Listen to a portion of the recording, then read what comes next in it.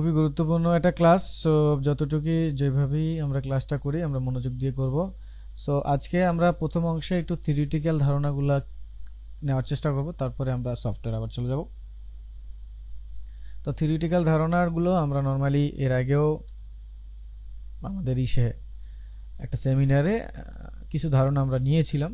তো যারা সেমিনারের ভিডিওটা পেয়েছেন দেখেছেন তারা তো পেয়েছেন দেখেছেন, আর যারা পান নাই তাদের জন্য আবার একটু আমরা এটাকে কি বলে রিমেম্বার বা রিভিউ করে নিচ্ছি।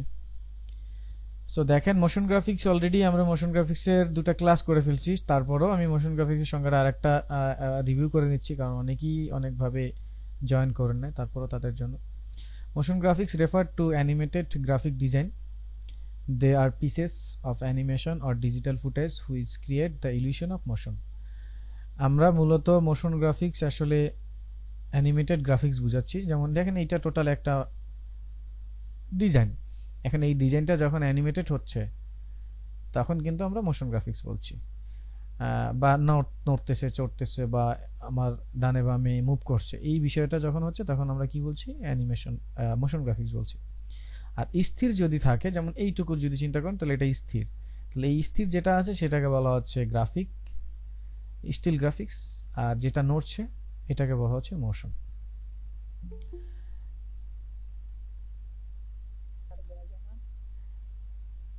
না, এখান থেকে অ্যাসাইন করা যায় না। আচ্ছা, মোশন গ্রাফিক্স যেটা বললাম shorthand, in a short word, motion graphics is a movement of the graphical element. একদম খুব সংক্ষেপে, এটা নিয়ে খুব বেশি বিস্তারিত আলোচনা করুন, এটা আমরা ওই যে আমাদের সেমিনারে খুব ডিটেলস দেখেছিলাম, ওখান থেকে দেখে নিন।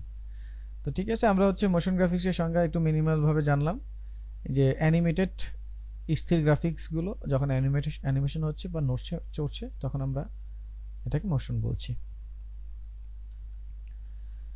তো এখন আমরা আসলে আফটার ইফেক্ট, এই আমাদের যেই মোশনের যে জার্নিটা সেটা আফটার ইফেক্টের সাথে আমরা শুরু করেছি। মোশনের জন্য অনেক সফটওয়্যার আছে, তার মধ্যে আফটার ইফেক্ট হচ্ছে ইন্ডাস্ট্রি স্ট্যান্ডার্ড জনপ্রিয় একটা সফটওয়্যার।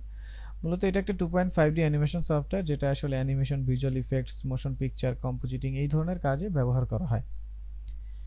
2.5D একটা সফটওয়্যার যেটার মধ্যে আমরা visual effects, animation, motion picture, compositing এর কাজগুলো করতে পারি। মূলত ফিল্মে, টিভিতে, ওয়েব ভিডিও ক্রিয়েশন, এগুলোতে আমরা আসলে অ্যাপ্লিকেশনগুলো দেখে থাকি।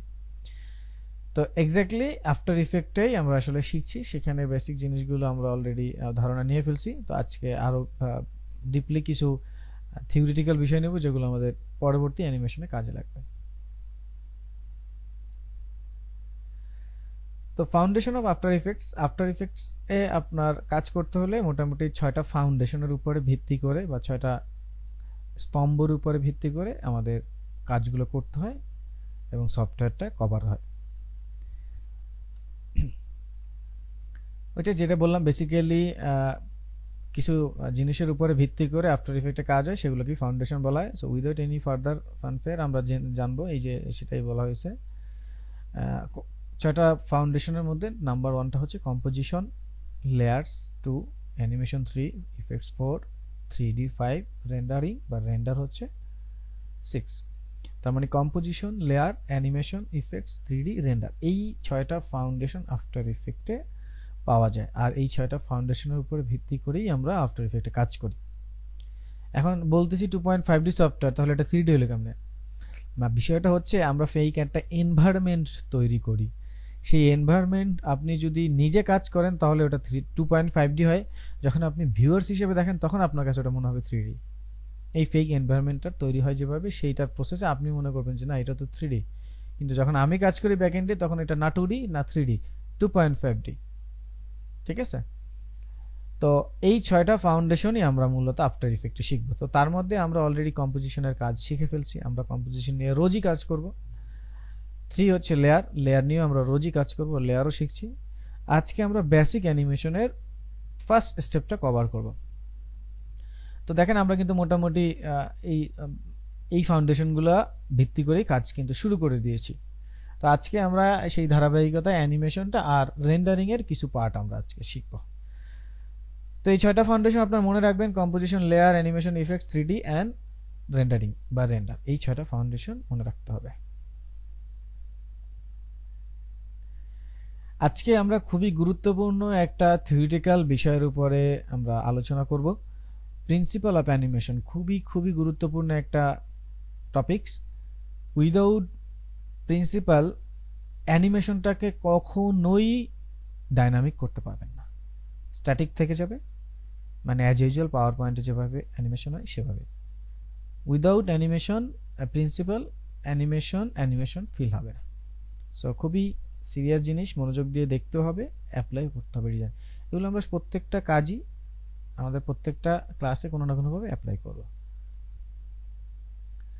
তো exactly the principle of animation are the rules an animator must follow to create an effective and attractive animation।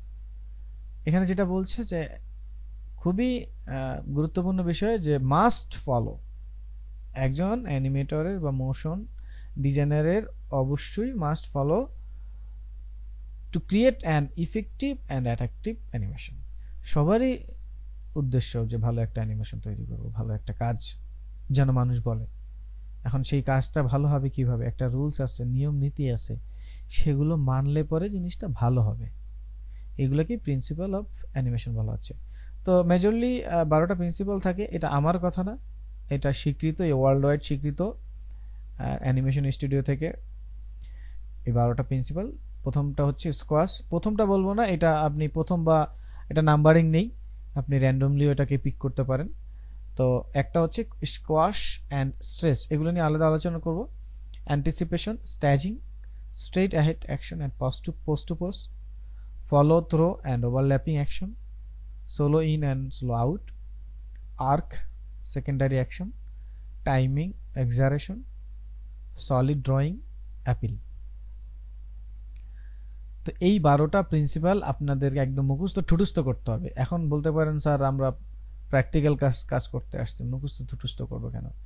কারণ এই 12টা প্রিন্সিপাল আপনার মাথায় যদি না থাকে, আপনি যখন অ্যানিমেশন বা মোশন করতে যাবেন তখন কিন্তু এগুলোর অ্যাপ্লাই করতে পারবেন না।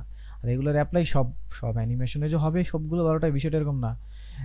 কাজের উপরে ভিত্তি করে এগুলো অ্যাপ্লাই হবে। তখন আপনি আসলে কেন ডিজাইনটা ভালো লাগছে না, অ্যানিমেশনটা ভালো লাগছে না, তখন আসলে এই ভালো লাগার কারণগুলো খুঁজে পাবেন এগুলোর মধ্যে। আর আমার অফলাইনের ক্লাসে স্টুডেন্টরা তো পরীক্ষায় পাশ করতে হতো, এই জন্য ওদেরকে মুখস্থ করাইতাম। তো আপনারা মুখস্থ না, আপনারা হচ্ছে কাজের সাথে এটাকে কানেক্ট করাবেন। যেমন এখন দেখেন, চলেন একটা একটা জানার চেষ্টা করি। সো দেখেন স্কোয়াশ অ্যান্ড স্ট্রেস কি বলছে। এখানে একটা এক্সাম্পল আছে, এক্সাম্পলটার সাথে রিলেট করব, আগে বুঝি। Understanding the weight and volume of any action in animation is very important. Weight and volume in any action in animation is very important. Applying squash and stress principles give the audience an idea of the weight and volume of the action. এখন ধরেন আপনি এমন একটা animation করছেন, সেখানে ধরেন একটা ড্রামের অ্যানিমেশন হচ্ছে। তো ড্রামটা ধরেন আপনি একটা অ্যানিমেশন করছেন, ড্রামটা ধরেন ফেলে দিলেন। তো ড্রামটা ফেলে দিলে ড্রামের যে বিষয়টা আছে, ড্রামের বিষয়টা মানে ধরেন আপনি ড্রামটা ফেললেন, এখন ড্রামটার ওজন অনুযায়ী ড্রামটা কয়েকটা বাউন্স করবে। কিন্তু আবার আপনি ধরেন আপনি একটা লম্বা জায়গা থেকে মানে ছাদ থেকে ফেলে দিলেন। এখন ছাদ থেকে ফেলে দিলে যদি একটা বল ফেলে দেন, তাহলে বলটা যেহেতু ছাদ থেকে ফেললেন, তাহলে এই যে বাউন্স করে একটু উপর উঠবে, এই যে বিষয়টা, এটা কিন্তু হচ্ছে স্কোয়াশ অ্যান্ড স্ট্রেস। ধরেন আমরা কুম্ফু পান্ডা মুভিটা দেখি, তাই না? কুম্ফু পান্ডা মুভিটা তো বাংলাদেশেরই এক ভদ্রলোক, যদিও বাংলাদেশের নাগরিক উনি বংশগতভাবে, কিন্তু উনি বেড়ে ওঠা তো উনি তো ডাবল অস্কার পেয়েছেন কুম্ফু পান্ডা মুভিটার জন্য। তো ওনার ইন্টারভিউগুলো দেখবেন, ওনার প্রসেসগুলো দেখবেন, ওইখানে যে এই যে কুম্ফু পান্ডার যে মুভমেন্টগুলো, ওগুলো নিয়ে কিন্তু প্রচুর স্টাডি হয়েছে। এই যেমন কার্টুনে আমরা দেখি না, যেমন কুম্ফু পান্ডা ও যখন লাফ দিয়ে পড়ে, ওর পেটটা একটু নড়ে, গালগুলো নড়ে, দেখবেন এই কার্টুন অ্যানিমেশনে কি হয়, এগুলো নড়ে না। এই যে বিষয়গুলো, এগুলো যদি ধরেন ও যদি শুকনা হয়, তাহলে ওর পেটটা ওরকম নড়বে, ওর শরীরটা যদি একটু থলথলে না হয়, তাহলে কিন্তু ওরকম নড়বে না। তাহলে এই যে ওয়েট, ভলিউম, এই যে বিষয়টা, এইটা হচ্ছে স্কোয়াশ অ্যান্ড স্ট্রেস। তো আপনি যখনই কোনো অ্যানিমেশন করবেন, তখন কিন্তু এই যে দেখেন এখানে একটা নর্মাল বিষয় আছে, দেখেন এটা নর্মাল গতানুগতিকভাবে এটা নড়ছে, উপরে উঠছে, কোনো বিষয় নাই। উপরে দেখেন এই যে বলটা এরকম পড়লো, অবশ্যই এরকম একটু স্কোয়াচ করবে, একটু স্ট্রেস হবে, তাই না? একটু লম্বা হবে, একটু উপর থেকে টানবে। এটা হচ্ছে রিয়েল মুভমেন্ট। যখন একটা কোনো মোশন হয়, তখন তার একটা অ্যাকশন থাকবে, সেই অ্যাকশনটা ভলিউম বা ওয়েটের উপরে ডিপেন্ড করে তার একটা রিয়াকশন আমরা দেখতে পাবো। যেমনটাই দেখেন স্কোয়াশ আছে, যখন পড়তেছে তখন একটা রাবারের মতো একটা বাউন্স করতেছে, দুই পাশে একটু ছড়িয়ে যাচ্ছে, এইটাকে স্কোয়াশ অ্যান্ড স্ট্রেচ বলে। আপনি যখন অ্যানিমেশনে মোশনে এগুলো ব্যবহার করবেন তখন এটা মাথায় রাখবেন, এটা হচ্ছে স্কোয়াশ অ্যান্ড স্ট্রেচ। এরপর হচ্ছে অ্যান্টিসিপেশন। অ্যান্টিসিপেশনটা খুবই একটা পছন্দের, আমার পছন্দের একটা প্রিন্সিপাল।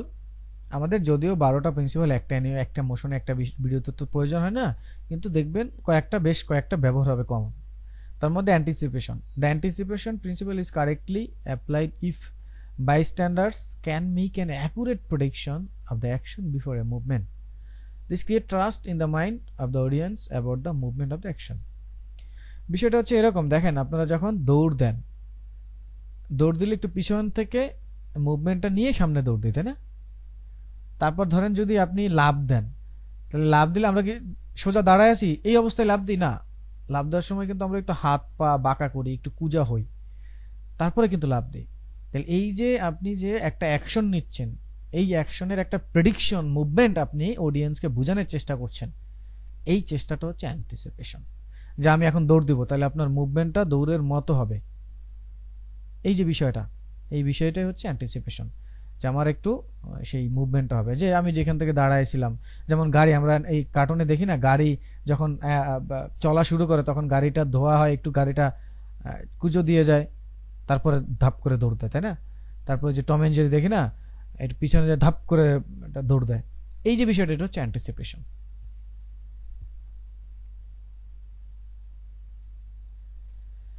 স্ট্যাজিং, স্ট্যাজিং বিষয়টা আসলে আমাদের সোশ্যাল মিডিয়া বা হচ্ছে এক্সপ্লেইনার ভিডিওগুলোতে প্রয়োজন হবে। The arrangement and placement of action in animation is the principle of staging. Staging will help the audience know what action to focus on at what point in a scene. যেমন এই দেখেন এখানে স্ট্যাজিং লেখা আছে, স্ট্যাজিং এর মধ্যে কোন জিনিসটাকে আমি ফোকাস রাখার চেষ্টা করছি সেই জিনিসটাকে এই যে দেখেন এইভাবে একটু হাইলাইট করার চেষ্টা হচ্ছে। আবার নিচে দেখেন এখানে ব্যাটম্যানের যে মুখোশ ছিল সেখানে যে তিনটা জিনিস আছে, তার মধ্যে আমি যেটাকে একটু ফোকাস করার চেষ্টা করতেছি সেটাকে একটু বড় রেখে একটু দুলতেছে, এই যে বিষয়টা। আমার তো একটা পোস্টারে বা একটা ডিজাইনে বা একটা মোশনে অনেক এলিমেন্ট থাকবে, কিন্তু অনেক এলিমেন্ট আসার পরেও যেন আমার যেটাকে আমি প্রধান মেসেজ হিসেবে মানুষের সাথে শেয়ার করতে চাচ্ছি সেটা যেন একটু বেশি হাইলাইটেড হয়, এই বিষয়টাকে স্ট্যাজিং বলা হয়। এটা স্পেশালি আপনার ডিজাইনকে, আপনার মোশনকে আকর্ষণীয় করে। এরপর হচ্ছে straight ahead action and pose to pose. আগের দিনে যারা কার্টুন দেখছেন, তারপরে তামিল মুভি এখন যারা দেখেন, তারা এই জিনিসটা বেশি দেখেন। Straight ahead is when animating every frame and post to post is creating the original post and animating with the in between. Animation can be done by applying this principle in today motion graphics 3D. এটা বলছে এখানে যে কোথায় apply, তাহলে actually বিষয়টা কি? Actually হচ্ছে straight ahead হচ্ছে কি, ধরেন আপনি একতলা একটা বিল্ডিং থেকে লাফ দিয়ে একটু নিচে পড়লেন, তো এই যে যখন আপনি লাফ দিলেন, আপনি লাফ দিয়ে যখন নিচে যে পড়লেন তখন আপনার হাতের একদম প্রথম লাফ দেওয়া থেকে শুরু করে নিচে যখন এসে পড়লেন, প্রত্যেকটা মানে স্টেপে যদি চিন্তা করেন হাতের অ্যাকশন, পায়ের অ্যাকশন, আপনার এক্সপ্রেশন, মুখের ফেসিয়াল, আপনার বডি মুভমেন্ট, এগুলো ডিফারেন্ট ছিল। তাহলে ওই যে আপনি ছাদ থেকে আপনি মাটিতে আসলেন, এইটাকে বলা হয় straight ahead action. R post to post হচ্ছে কি, এই যে আপনি পড়ার সময় আপনার প্রত্যেকটা ফ্রেমে আপনার যে পোস্ট ছিল এই পোস্টটাকে ফ্রেমে উল্লেখ করা, ধরা বা মেনটেন করা, এটাকে বলা হচ্ছে straight ahead action and pose to pose. আপনি দেখবেন কাটানোর সময় অনেক সময় লাভ দেয়, লাভ দেওয়ার সময় ওই পোস্টগুলো দেখানো যায়, বা তামিল মুভিতে অনেক সময় লাভ দেয় না, দেখবেন ওই যে ফ্রেমটা ফ্রিজ হয়ে হয়ে দেখায় লাভ দিয়ে আসতেছে, এটাকে বলা straight ahead action and pose to pose.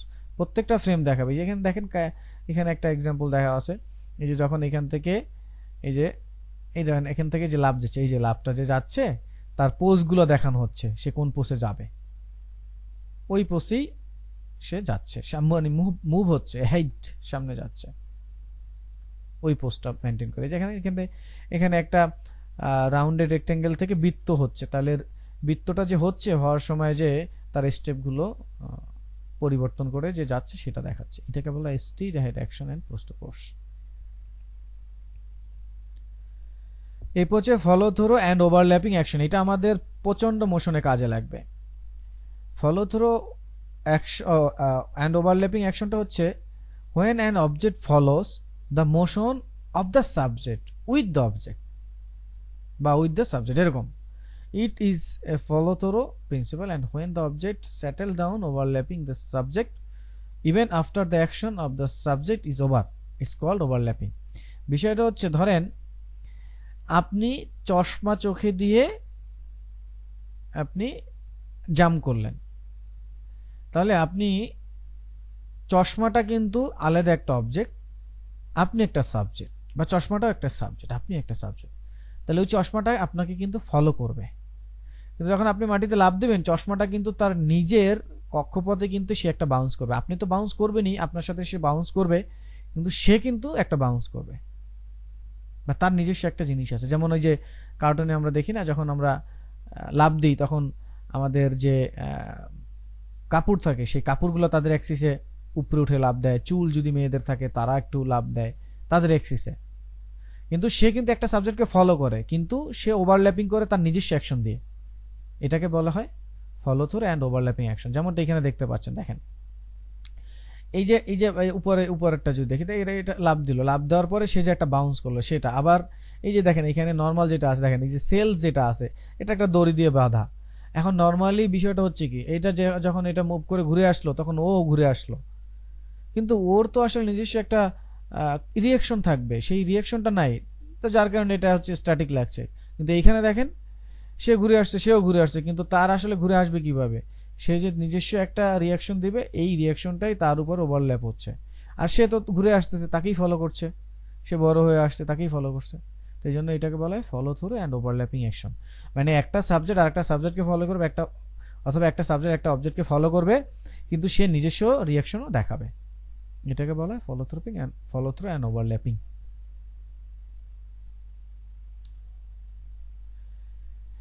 এরপর হচ্ছে slow in and slow out, এটা এমন কোনো অ্যানিমেশন নাই যে এটা লাগবে না। এটার মিনসটা হচ্ছে আপনি যখন গতানুগতিক হাঁটা চিন্তা করেন, আপনি দাঁড়ায় আছেন, হাঁটা শুরু করলেন, যেই গতিতে হাঁটা শুরু করলেন সেই গতিতে যে থামবেন, বিষয়টা কি কখনো এরকম হয়? গাড়ির কথা চিন্তা করেন, গাড়ি যদি অ্যাক্সিডেন্ট না করে তাহলে আমরা বাদ দিই, তাহলে হচ্ছে নর্মাল চিন্তা যদি করি, গাড়িটা আস্তে শুরু হয়, মাঝখানে গতি বাড়ে এবং ব্রেকটা যখন হয় আস্তে সুন্দর করে ব্রেক করে, স্লো ইন আর স্লো আউট। তো আমরা যখন কোনো কিছুর মুভমেন্ট করব তখন মুভমেন্টটা যেন নর্মালি গতানুগতিক ল্যান্ডিং না হয়ে খুব সুন্দর করে স্মুথলি এসে শেষ হয়, অথবা হ্যাঁ এক্স্যাক্টলি এটাই হচ্ছে ইজি, মানে কি ফ্রেম অ্যাসিস্ট্যান্টের কাজ এবং গ্রাফ এডিটর দিয়ে এটা মেনটেন করা হয়। এক্স্যাক্টলি স্লো ইন অ্যান্ড আউটের কাজ ওইটাই। তো এই জিনিসটাই খুবই জরুরি একটা জিনিস, অ্যানিমেশনটা দেখবেন এইটার কারণেই অনেকটা স্মুথ হয়ে যায়, যেটাকে আমরা স্মুথ অ্যানিমেশন বলি। তো আপনি নর্মাল অ্যানিমেশন করবেন দেখবেন ওটা ফিল হয় না, ভাই মানুষ যেভাবে হাঁটা শুরু করছে সেভাবেই হাঁটে, কিন্তু হওয়া কথা কি আস্তে শুরু করবে, মাঝখানে একটু স্পিড বাড়বে এবং আস্তে শেষ হবে। এখন এটা এমন হতে পারে যে আপনি জোরে শুরু করলেন আস্তে শেষ করলেন, হতে পারে এমন হতে পারে, যেমন আপনি যদি চিন্তা করেন আকাশে যদি একটা বল মারেন, তাহলে প্রথমে এটা কিন্তু জোরে আকাশের দিকে ওঠে, একবারে যখন তার সর্বোচ্চ চূড়ায় মাধ্যাকর্ষণে বাধা খায় তখন কিন্তু এটা স্লো হয়, আবার যখন আকাশ থেকে পড়ে তখন কিন্তু এটা আস্তে পড়ে, যখন মাটিতে পড়ে তখন কিন্তু জোরে। অ্যানিমেশনটা এরকম হতে পারে যে আমরা কখন আমাদের প্রয়োজনে আমরা জোরে অ্যানিমেশনটা শুরু করব, শেষটা হবে আস্তে, আবার এমন হতে পারে যে আমরা আস্তে শুরু করব, শেষটা হবে জোরে, যেমন বুলেট হতে পারে। তো এই যে অ্যানিমেশনগুলো আপনারা কার্টুন দেখলে এগুলো রিলেট করবেন, প্রচন্ড পরিমাণে এগুলো রিলেট করার চেষ্টা করবেন। কার্টুন বেশি টম এন্ড জেরিতে এটা তো প্রচন্ড পরিমাণ, টম এন্ড জেরি, তারপর হচ্ছে ডিজনির যে মুভিগুলো মানে কার্টুন মুভিগুলো, এগুলো হচ্ছে প্রচন্ড পরিমাণে এগুলোর সাথে রিলেটেড, কারণ এই অ্যানিমেশনগুলো ওনাদের কাছ থেকেই স্বীকৃত। তো ওগুলো দেখবেন এরকম রিলেটেড আছে, দেখবেন ওদের দৌড়ের অবস্থাটা যখন ওই যে টম দৌড় দেয় বা জেরি দৌড় দেয় তখন দেখবেন এটা খুব বেশি। তো এটা হচ্ছে slow in R out.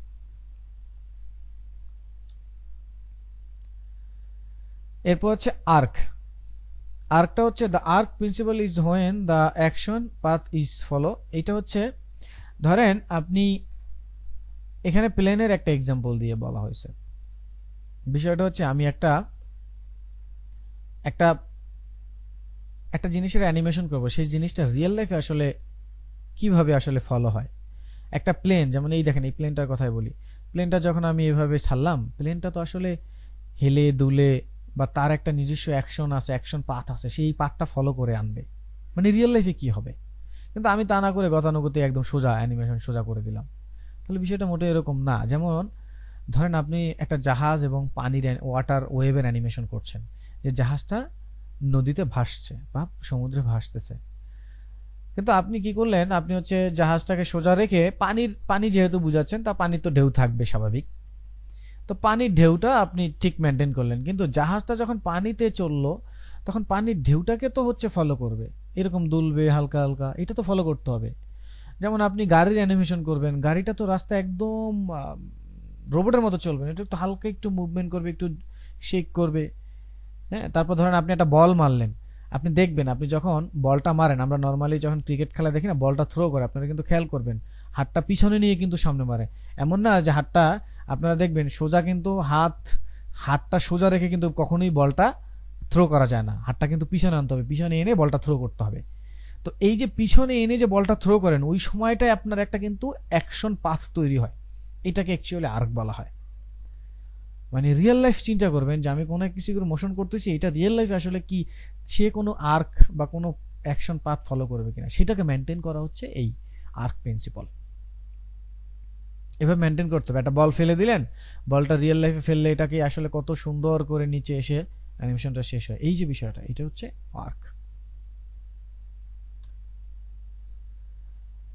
Secondary action, secondary অ্যাকশনটা হচ্ছে একটা অ্যাকশন যেটা মেইন অ্যাকশন, সেই অ্যাকশনটাকে অডিয়েন্সের কাছে গ্রহণযোগ্যতার জায়গাটায় সাপোর্ট করার জন্য আরেকটা অ্যাকশন তৈরি করে, এটাকে বলে সেকেন্ডারি অ্যাকশন।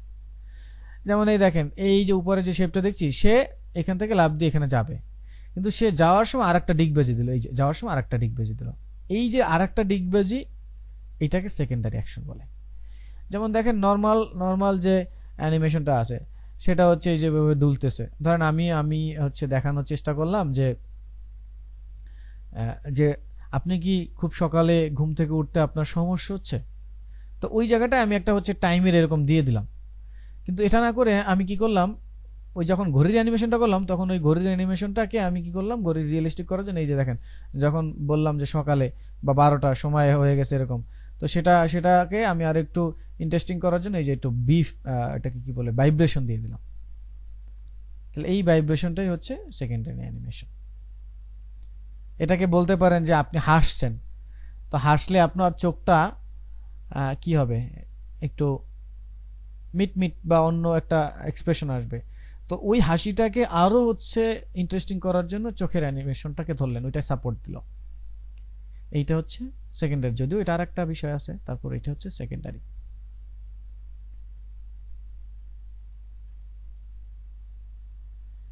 টাইমিং, অ্যানিমেশন বা মোশনের টাইমিং খুবই গুরুত্বপূর্ণ বিষয়। টাইমিং এর কারণে আপনি যদি এটাকে সোলো ইন বা অন্য কোনো প্রিন্সিপালও কভার করেন, তাহলেও আসলে হবে না। মানে যতটুকু একটা নির্দিষ্ট বস্তুর জন্য পারফেক্ট, এইটা ম্যানেজ করাটাই আসলে টাইমিং। মানে আপনি একটা জিনিস উপর থেকে ফেললেন, তো এটা ফেললে নিচে থেকে ড্রপ খেয়ে একদম ওই পর্যন্ত যেতে কতটুকু টাইম মেনটেন করতে হবে, কতটুকু ফ্রেম মেনটেন করতে হবে, এটা কি বেশি স্লো হয়ে যাচ্ছে কিনা, এটা কি বেশি ফাস্ট হয়ে যাচ্ছে কিনা, এই বিষয়টা মেনটেন করাটা হচ্ছে টাইমিং। আমরা অনেক সময় দেখবেন, আমি নিজেই বলবো আপনাদের কমেন্টে প্র্যাকটিসের পরে, যে ভাইয়া অ্যানিমেশনটা ফাস্ট হয়ে গেছে, অ্যানিমেশনটা স্লো হয়ে গেছে, এই বিষয়টা হচ্ছে টাইমিং। তো তখন কি করতে হবে, আপনাকে টাইমিংটা অ্যাডজাস্ট করতে হবে ফ্রেমের মাধ্যমে। বেশি স্লো হয়ে গেলে একটু ফাস্ট করে দিবেন, বেশি ফাস্ট হয়ে একটু স্লো করে দিবেন। মানে যাকে যতটুকু রাখলে রিড করা যায়, দেখা যায়, পড়া যায়, এই বিষয়টা হচ্ছে টাইমিং।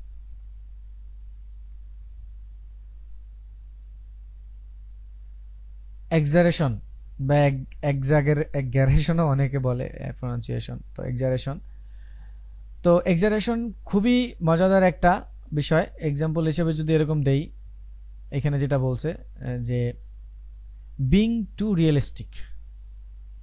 ধরেন আপনি একটা অ্যানিমেশন করছেন কান্নার, যে আপনার বাচ্চা কি খেতে চাচ্ছে না, খেতে গেলেই কান্না করে কিনা, এক্সপ্লেইনার একটা ভিডিও করছেন সাপোজ এরকম, যে আপনার বাচ্চাকে খাওয়াতে গেলেই কান্না করছে কিনা, বা আপনার বাচ্চা রেশ উঠছে কিনা, এরকম হতে পারে। ধরেন এরকম, এখন বাচ্চা যে কান্না করতেছে, তো কান্না করলে আমরা সচরাচর কি দেখি, ফেসটা একটু গোমরা দেখি বা স্যাড দেখি।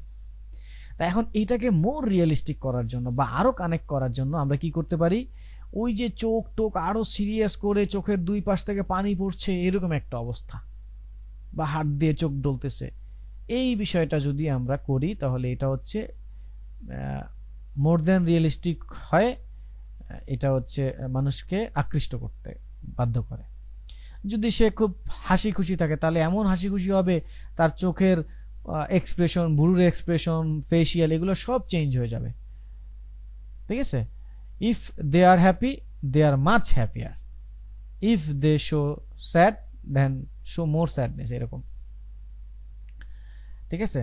তো এই বিষয়টা হচ্ছে এক্সাজারেশন, মানে আপনি যদি খুশি হন তাহলে আপনি এমন খুশি হবেন হাতটা ছড়া দিবেন, লাফালাফি করবেন, এটাই দেখানোর চেষ্টা করছে। এইটাই ওই যে আমরা মাঝে মাঝে দেখবেন আমার কাজগুলোতে টেক্সটের অ্যানিমেশন হয়ে আসলে পরে একটা এক্সট্রা ইফেক্ট চলে যায় ওটার উপরে থেকে। হ্যাঁ, তো এই জিনিসটাও আসলে আমাদের ভাষায় এক্সাজারেশন বলতে পারেন। এই যেমন এটা আসছে, এটাকে একটু বড় করে মেইন ফোকাস করে দেন ওই যে দুই পাশ থেকে একটু, এটাকে বলা হয় ফায়ার ওয়ার্কস বা আপনার এনজয়েবল বা হচ্ছে হ্যাপিয়ার, এরকম কিছু শেপ।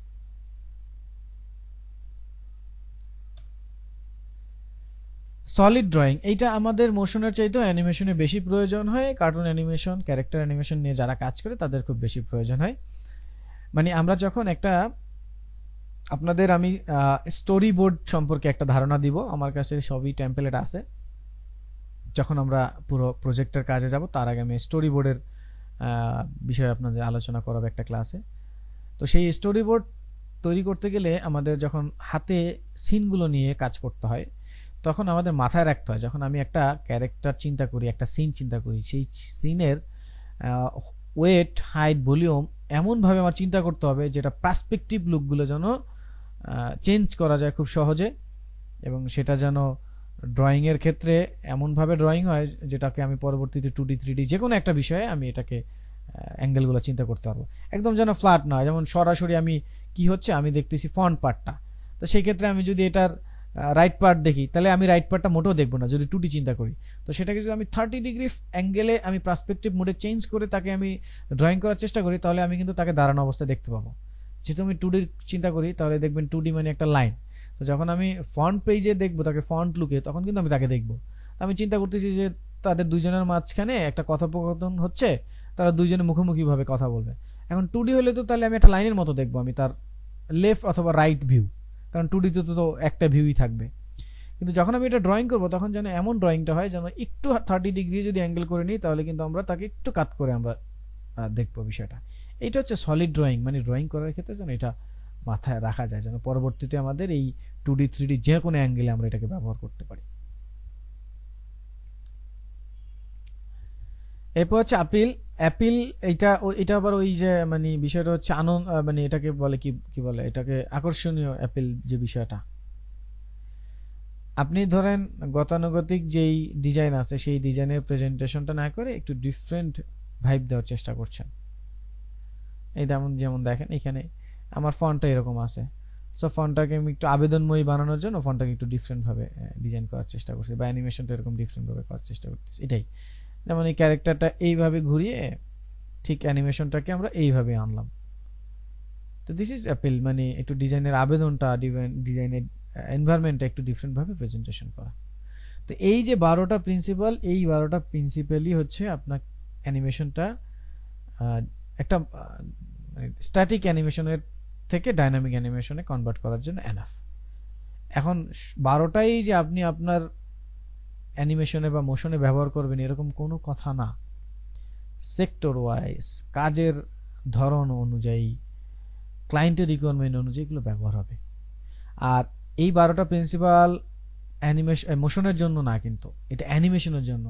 আর মোশন হচ্ছে অ্যানিমেশনের একটা শাখা, তো এই জন্য 12টা আমাদের একদম 12টাই আমাদের প্রয়োজন হবে না। তারপরও জেনে রাখা ভালো, কারণ অ্যানিমেশন থেকে আপনি মোশনে কনভার্ট করতে পারবেন, যেহেতু আপনি মোশন জানেন, মানে মোশন থেকে অ্যানিমেশনে, মোশন যেহেতু জানেন তাহলে অ্যানিমেশন আপনি কনভার্ট করবেন। এরপরে 2D কার্টুন নিয়ে আপনি কাজ করতে পারেন, ক্যারেক্টার রিগিং নিয়ে, ক্যারেক্টার অ্যানিমেশন নিয়ে কাজ করতে পারেন। ঠিক আছে। সো ইজিলি এই বিষয়গুলো আপনার কাছে চলে আসবে। তো এটা হচ্ছে আমাদের 12টা প্রিন্সিপাল। এখন আমরা এই 12টা প্রিন্সিপাল যে পড়লাম সেখানে আমরা টোটাল আমি একটা ভিডিও প্লে করছি আপনাদের জন্য। ভিডিওর সাউন্ড অফ করে রাখছি। আমি আপনাদের জন্য একটা ভিডিও প্লে করে দিচ্ছি। এই ভিডিওটা একদম মনোযোগ দিয়ে দেখবেন, যদি এটা রেকর্ডে থাকবে। তারপরে এই 12টা প্রিন্সিপালই একটা অ্যানিমেশন ভিডিওতে আছে, সো আপনারা একটু খেয়াল করেন।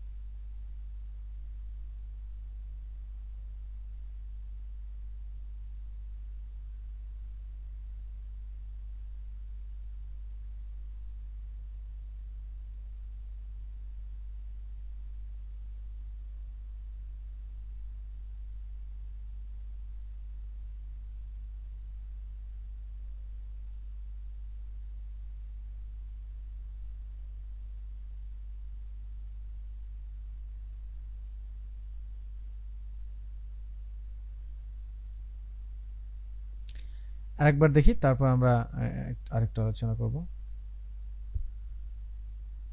স্কোয়াশ অ্যান্ড স্ট্রেস, এই যে এটা অ্যান্টিসিপেশন, এটা স্ট্যাজিং, ফোকাস রাখা, আর এটা হচ্ছে post to post.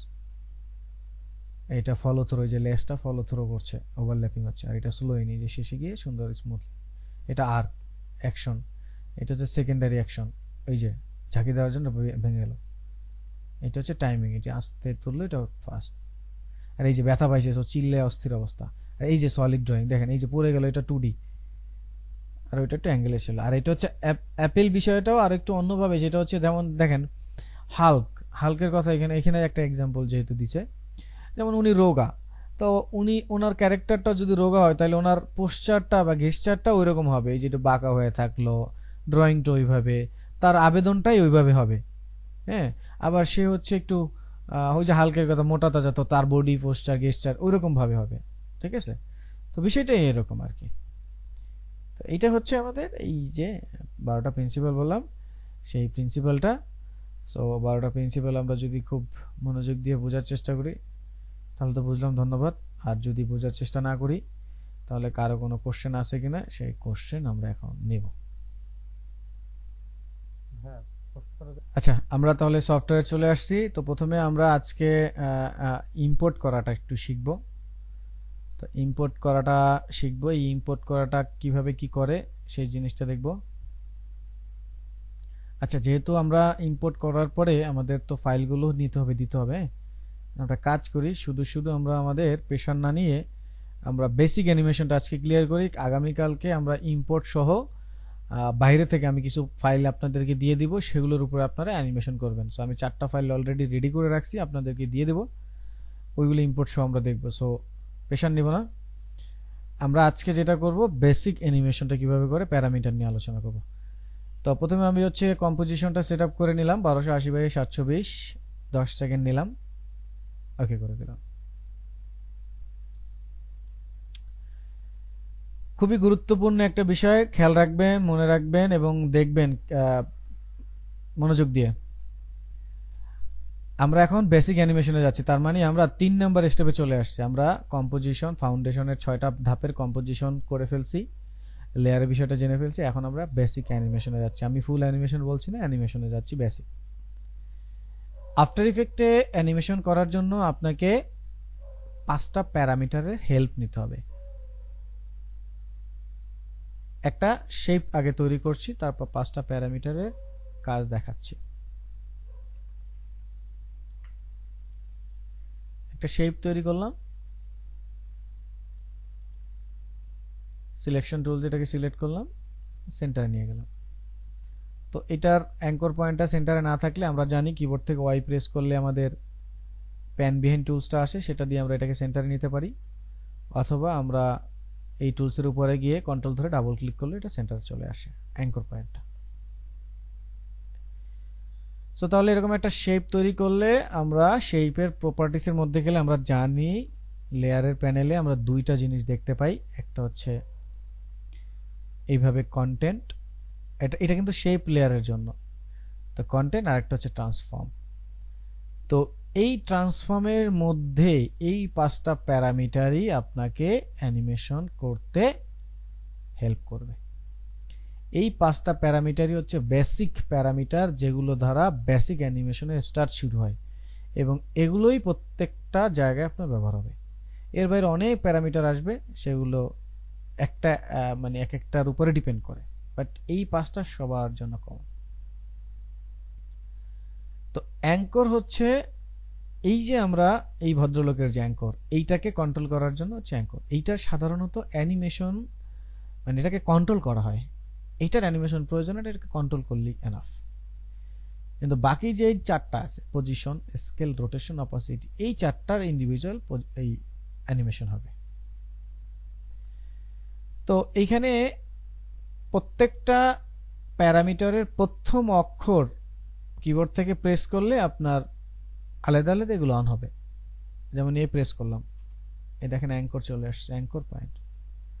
P press করলাম, পজিশন। এস প্রেস করলাম, স্কেল।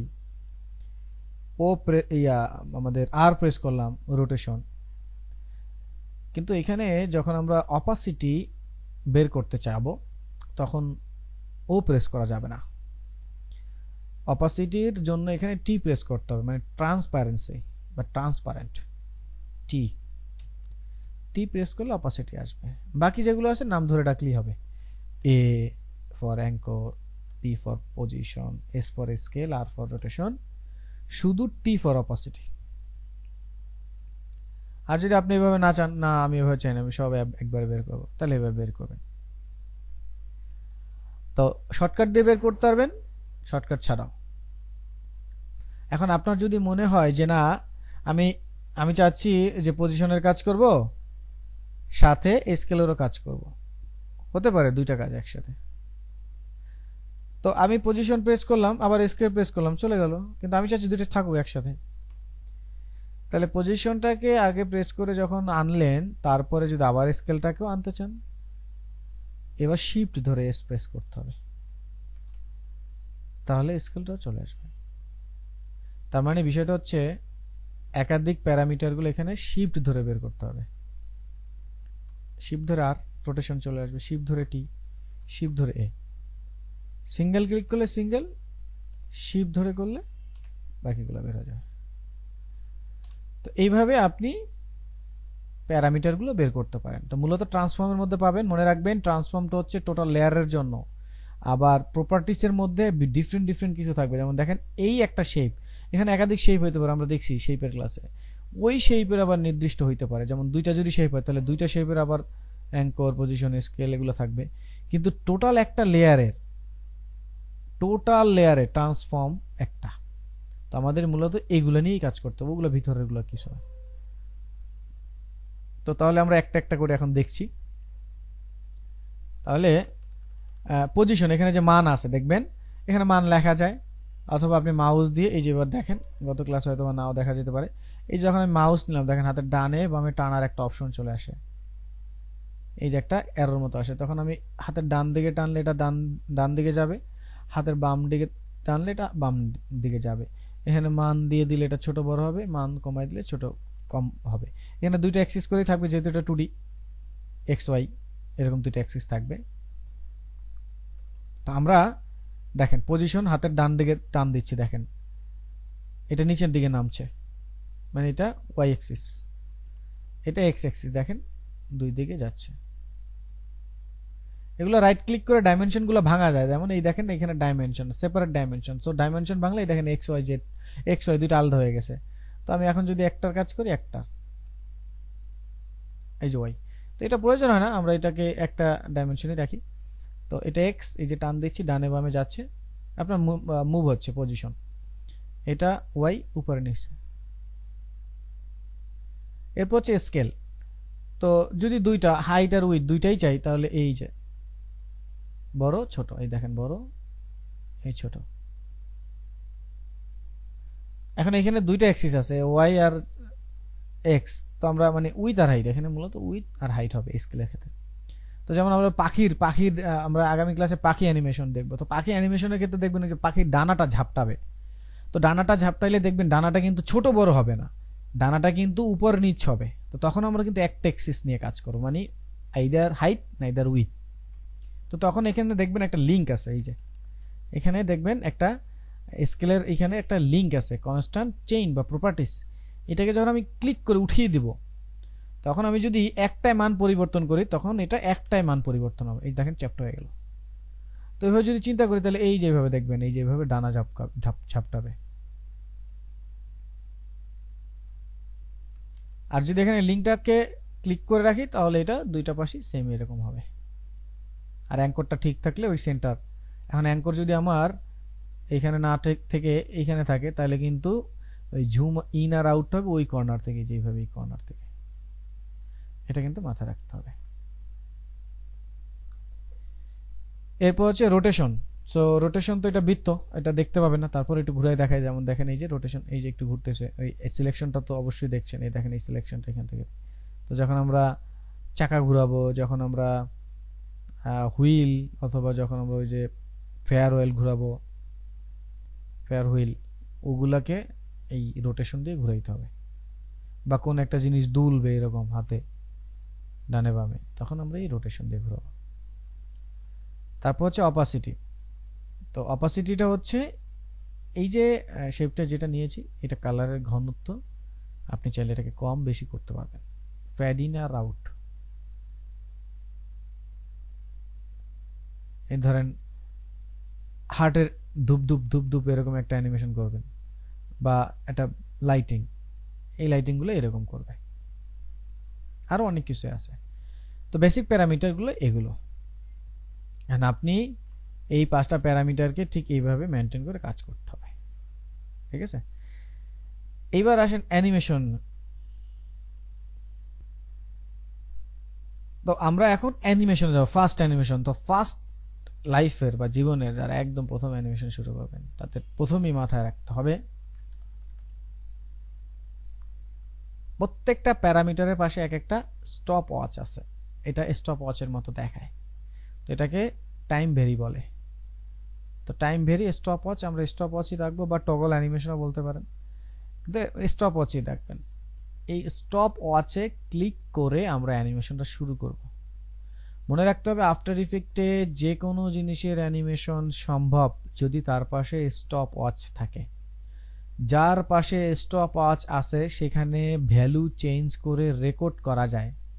আর যখন একটা জায়গা থেকে অন্য জায়গায় ভ্যালুর তারতম্য হয় সেটা রেকর্ড আকারে, তখন সেটা অ্যানিমেশন হয় বা মোশন হয়।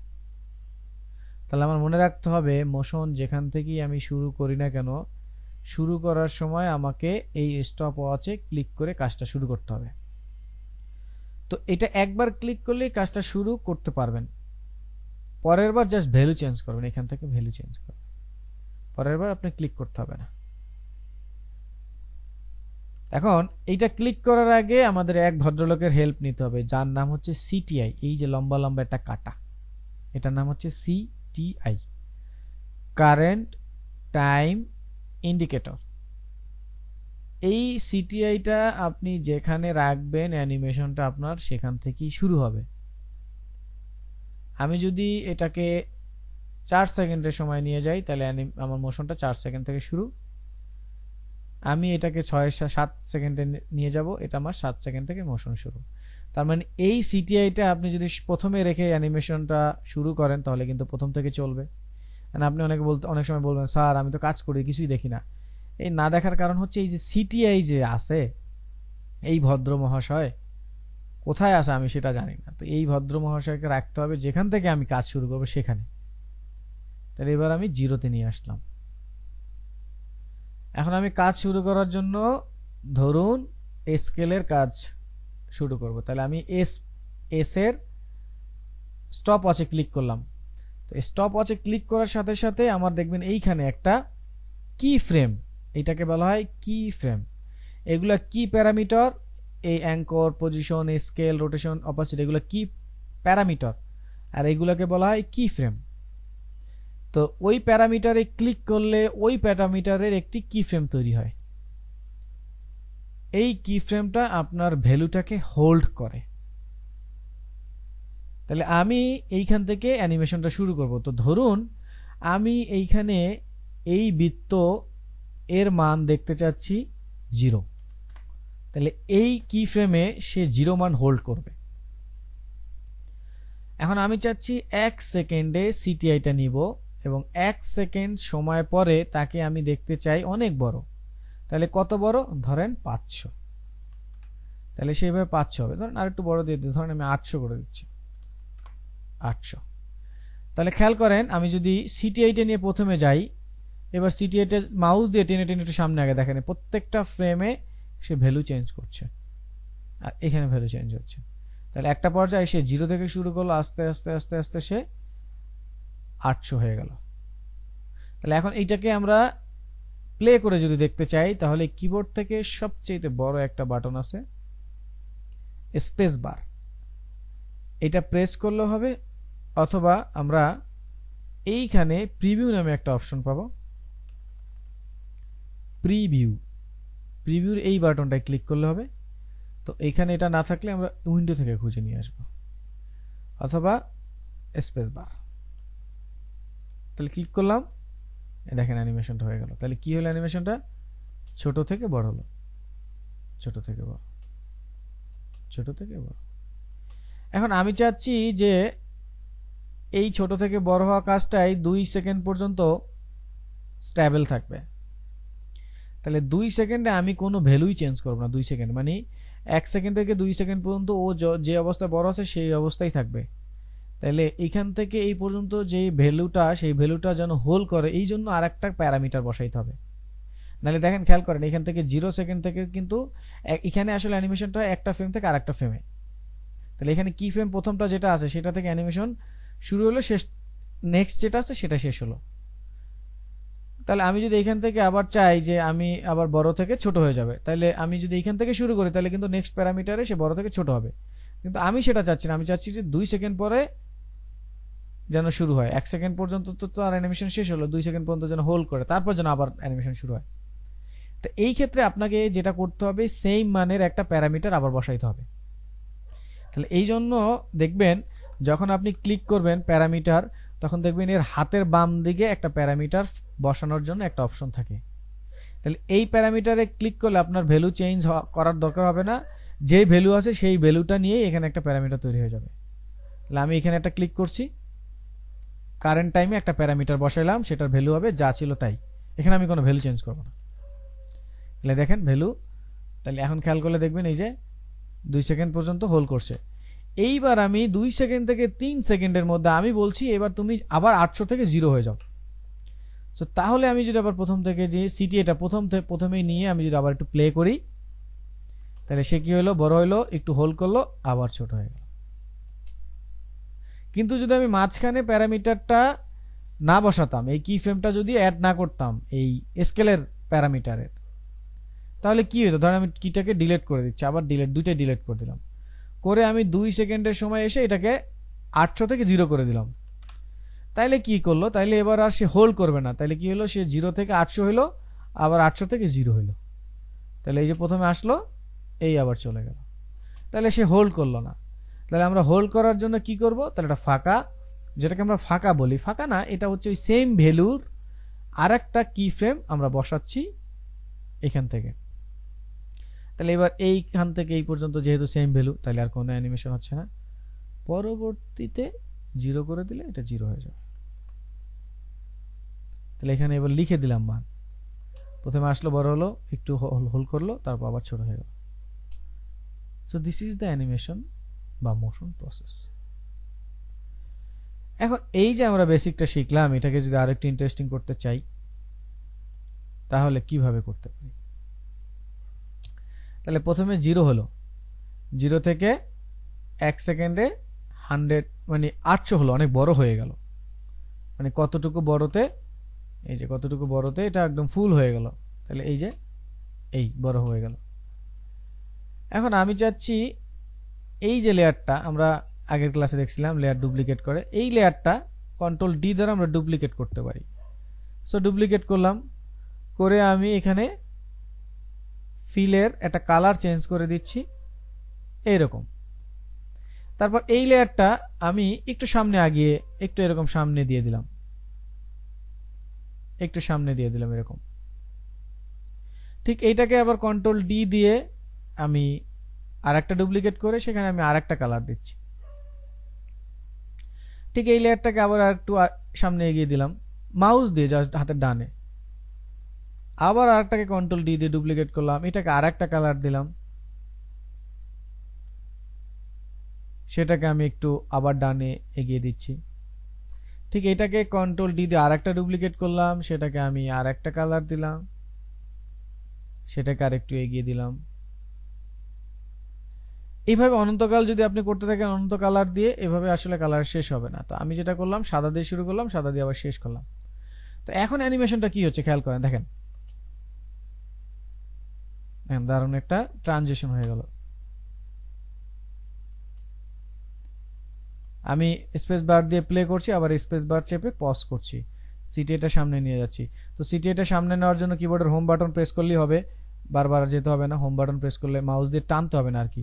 অথবা আপনি যদি একবারে প্রথমে এসে মাউস ক্লিক করেন তাও এই সিটিএ বাটনটা চলে আসবে একদম প্রথমে, অথবা হোম বাটন প্রেস করতে পারেন। আমি শর্টকাটগুলো আমি আজকে গ্রুপে শেয়ার করে দেবো, শর্টকাটগুলো এখান থেকে একটু পড়ে নিন, তাহলেই হবে, বাংলায় লেখা থাকবে।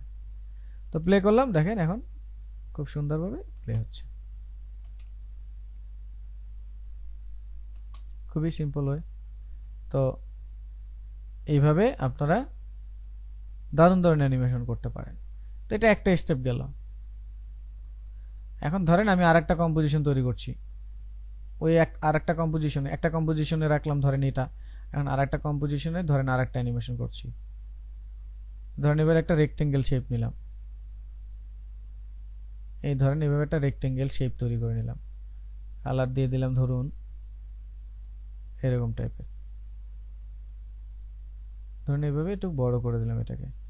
এখন এটাকে আমরা একটা অ্যানিমেশন করব। এই আগে হচ্ছে এইটার অ্যাঙ্করটাকে ঠিক করে নিচ্ছি। তো এইবার আমি চাচ্ছি যে আমার একটা পাশ থেকে অ্যানিমেশনটা হবে, তাহলে এইবার অ্যাঙ্করটাকে আমি এই এক পাশে নিয়ে যাব, কারণ সেন্টারে যদি রাখি তাহলে ওই যে আমি যখন স্কেলের কাজ করব তখন কিন্তু আমার এটা সেন্টার থেকে এইভাবে বড় ছোট হবে, কিন্তু আমি চাচ্ছি না, আমি চাচ্ছি ওই কর্নার থেকে। তাহলে এই জন্য আমি এই অ্যাঙ্কর পয়েন্টটাকে কর্নার নিয়ে গেলাম। তো এখন আমি চাচ্ছি স্কেলের একটা মানে কাজ করতে, এই জন্য আমি কনস্ট্যান্ট চেইনটাকে উঠিয়ে নিলাম। তাহলে এবার যদি আমি এই যে দেখেন এই যে একটা পাশ হচ্ছে, এই দেখেন এই যে এরকম একটা পাশ হবে। তো আমি এবার একটা পাশে করবো, তো প্রথমে আমি সিটি8 নিয়ে গেলাম, তো এই স্কেলের পাশে আমি স্টপওয়াচে ক্লিক করলাম, অ্যানিমেশনটা শুরু করলাম। তো এইখানে আমি চাচ্ছি তার মান 0 দেখতে, তাহলে 0। ধরুন আমি 15 ফ্রেম সামনে গিয়ে আমি এটাকে চাচ্ছি 100 দেখতে, 100 হলো। তাহলে অ্যানিমেশনটা কি হলো, এই যেভাবে হলো, এইভাবে হলো। তাহলে এই একটাকে অ্যানিমেশন করার পরে আমি কি করব, এই লেয়ারটাকে সিলেক্ট করে কন্ট্রোল ডি দ্বারা ডুপ্লিকেট করলাম, সেটাকে আর একটা ডিফারেন্ট কালার দিলাম, অথবা আপনি এই একই কালার দিতে পারেন, একই কালার থাকুক, আমরা এটাকে একটা কপি ডুপ্লিকেট করে জাস্ট একটু নিচে নামিয়ে দিলাম। তো সেটাকে আমি একটু আগিয়ে মানে একটু সামনে এগিয়ে দিচ্ছি, একটু সামনে দিলাম। তারপর এটাকে একটু ডুপ্লিকেট করলাম, সেটাকে একটু সামনে দিলাম, একটু নিচে অ্যারেঞ্জ করে দিচ্ছি এইভাবে। আরেকটাকে কন্ট্রোল ডি দিয়ে ডুপ্লিকেট করলাম, সেটাকে একটু নিচে দিয়ে দিচ্ছি এইভাবে। কন্ট্রোল ডি দিয়ে ডুপ্লিকেট করে একটু এগিয়ে এগিয়ে সামনে দিয়ে দিবেন, একটু সামনে এগিয়ে দিলেন, এইভাবে একটু ছোট করে দিলেন, এই ধরন দিলাম। এটাকে কন্ট্রোল ডি দিয়ে ডুপ্লিকেট করে আরেকটু দিলাম, মানে এইভাবে কপি করতে করতে আমি পুরোটা কভার করে দিচ্ছি।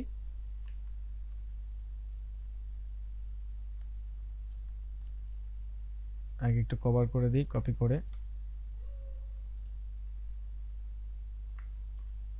এই ধরেন পুরোটাকে কভার করে দিলাম। নাও এখন আমি এই যে সামনে সামনে একটু এগিয়ে এগিয়ে একটা একটা জাস্ট ফ্রেম বাই ফ্রেম দুই এক ফ্রেম করে সামনে সামনে এগিয়ে নিচ্ছি এইভাবে। এই নাও এখন যদি আমি প্লে করি, দেখেন দেখেন খুব সুন্দর একটা অ্যানিমেশন তারপর ট্রানজিশন হয়ে গেছে। কিন্তু আমরা ওই যে আমাদের একটা সিন থেকে আরেকটা সিনে যখন যাব তখন এরকম প্রয়োজন হবে। তো এইভাবে আমরা স্কেল দিয়ে কাজ করতে পারি, ওভাবে কাজ করতে পারি। এটা হচ্ছে স্কেলের কাজ। এবার আমরা পজিশন দেখি। আরেকটা এই যে দেখেন একটা প্রজেক্টের মধ্যে কিন্তু আমরা 3টা কম্পোজিশন নিলাম, আরো অনেক কম্পোজিশন নেওয়া যাবে, মানে একটা প্রজেক্টে একাধিক কম্পোজিশন। এবার আমরা এখান থেকে শেপ নিচ্ছি, পজিশনের কাজ করব। তাহলে আমি ধরেন এরকম একটা শেপ তৈরি করলাম, শেপটাকে আমরা অ্যাঙ্করটা ঠিক করে দিচ্ছি, ডাবল ক্লিক করে অ্যাঙ্করটা ঠিক করে দিলাম। আর এখানে আমরা একটা বল নিব, ধরেন এখান থেকে এটা বলের মতো বানাচ্ছি সাপোজ, সেটাকে আমরা অ্যাঙ্করটা ঠিক করে নিলাম। এবার পজিশনের বিষয়টা আমরা আগে বুঝি, বেসিক জিনিসটা বুঝি। ধরেন এই জিনিসটা উপরে থাকবে, উপর থেকে এসে ধরেন পড়বে নিচে, তাহলে ওর পজিশনের কাজ হবে। তাহলে পি প্রেস করলাম, তাহলে আমি 0 সেকেন্ড থেকে অ্যানিমেশনটা শুরু করব। সিটিআইটা এই যে 0 সেকেন্ডে নিলাম, পজিশনে ক্লিক করলাম, অ্যানিমেশনটা শুরু হলো। তো এখান থেকে আমি ধরলাম 15 ফ্রেম পরে সে নিচে পড়বে, তাহলে আমি ওইটাকে এইভাবে মাউস দিয়ে টেনে দিলে হবে। আর টেনে দেওয়ার সময় শিফট ধরলে এটা সোজা নামবে, অথবা এরকম শিফট না ধরলে এরকম বাঁকা যাবে। শিফট ধরলে সোজা, এরকম বাঁকা যেতে পারে, শিফট ধরলে সোজা নামবে। তো ধরুন এটাকে আমরা সোজা নামাচ্ছি, অথবা আপনি মান দিয়ে এভাবে নামাইতে পারেন, এভাবে মান দিয়েও নামাইতে পারেন, কোনো সমস্যা নেই। তো ধরুন ও যখন এইখানে এসে পড়লো, তখন এই যে যেটা আছে এইটা এখান থেকে এইদিকে আসবে ততক্ষণে। তাহলে আমরা এইটারও সেকেন্ডটারও পজিশনে কাজ করব। তাহলে পজিশন ক্লিক করলাম, তাহলে এখানে সে এই অবস্থায় থাকবে। পরবর্তী যেই জায়গাটা ও এসে পড়লো সেইখানে ও চলে আসবে এই যে এভাবে। তাহলে এখন বিষয়টা কি হলো, এই যে দেখেন আপনারা যখন সাপেরই খেলেন এই যে এরকম থাকে, তাই না? এসে পড়লো, তো এসে পড়ে ও আবার ধরেন বাউন্স করে উপরে উঠে যাবে। এই বল যেটা আছে সেটা বাউন্স করে ধরেন এই দিকে গেল, সাপোজ এরকম গেল, এই যে সাপোজ এইদিকে গেল, এইদিকে গিয়ে আবার ঢুস খেলো। তো এবার ধরেন এইখান থেকে আবার 15 ফ্রেম পরে সে এইখান থেকে এই দিকে আসলো, এই দিকে যাবে সাপোজ।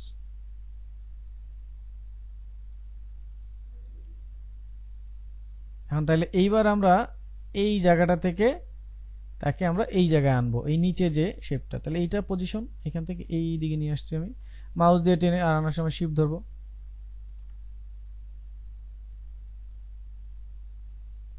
আর যে বলটা পড়লো সেটাকে আমরা একটু নিচের দিকে দিয়ে দিই। সো নাও দেখেন এখন বিষয়টা কি হলো, এই তো এটা আবার পড়ে ধরেন আবার ড্রপ খেয়ে উপরে উঠলো, এরকম সাপোজ এটা পড়ে ধরেন এই ড্রপ খেয়ে উপরে উঠলো। এরপরে তো আবার ড্রপ খেয়ে পড়বে, তো এবার ধরেন ড্রপ খেয়ে পড়লো এই দিকে এরকমটা। তো তাহলে আমার এইবার এই যে শেপটা আছে এটা আবার এইদিকে আসবে ওইখান থেকে, তাহলে এইদিকে ব্যাকের দিকে আসবে, এই আসলো। সো নাও তাহলে কি হলো বিষয়টা, এই যে, তাই না? সো এইভাবে অনন্তকাল কিন্তু এটা চলতে থাকবে যদি আপনি এখন চালাতে চান। যেমন আমি যদি এখানে এনে এটাকে ট্রিম করে আপনার লুপ আউট সিস্টেম করে দিই, দেখেন এই যে।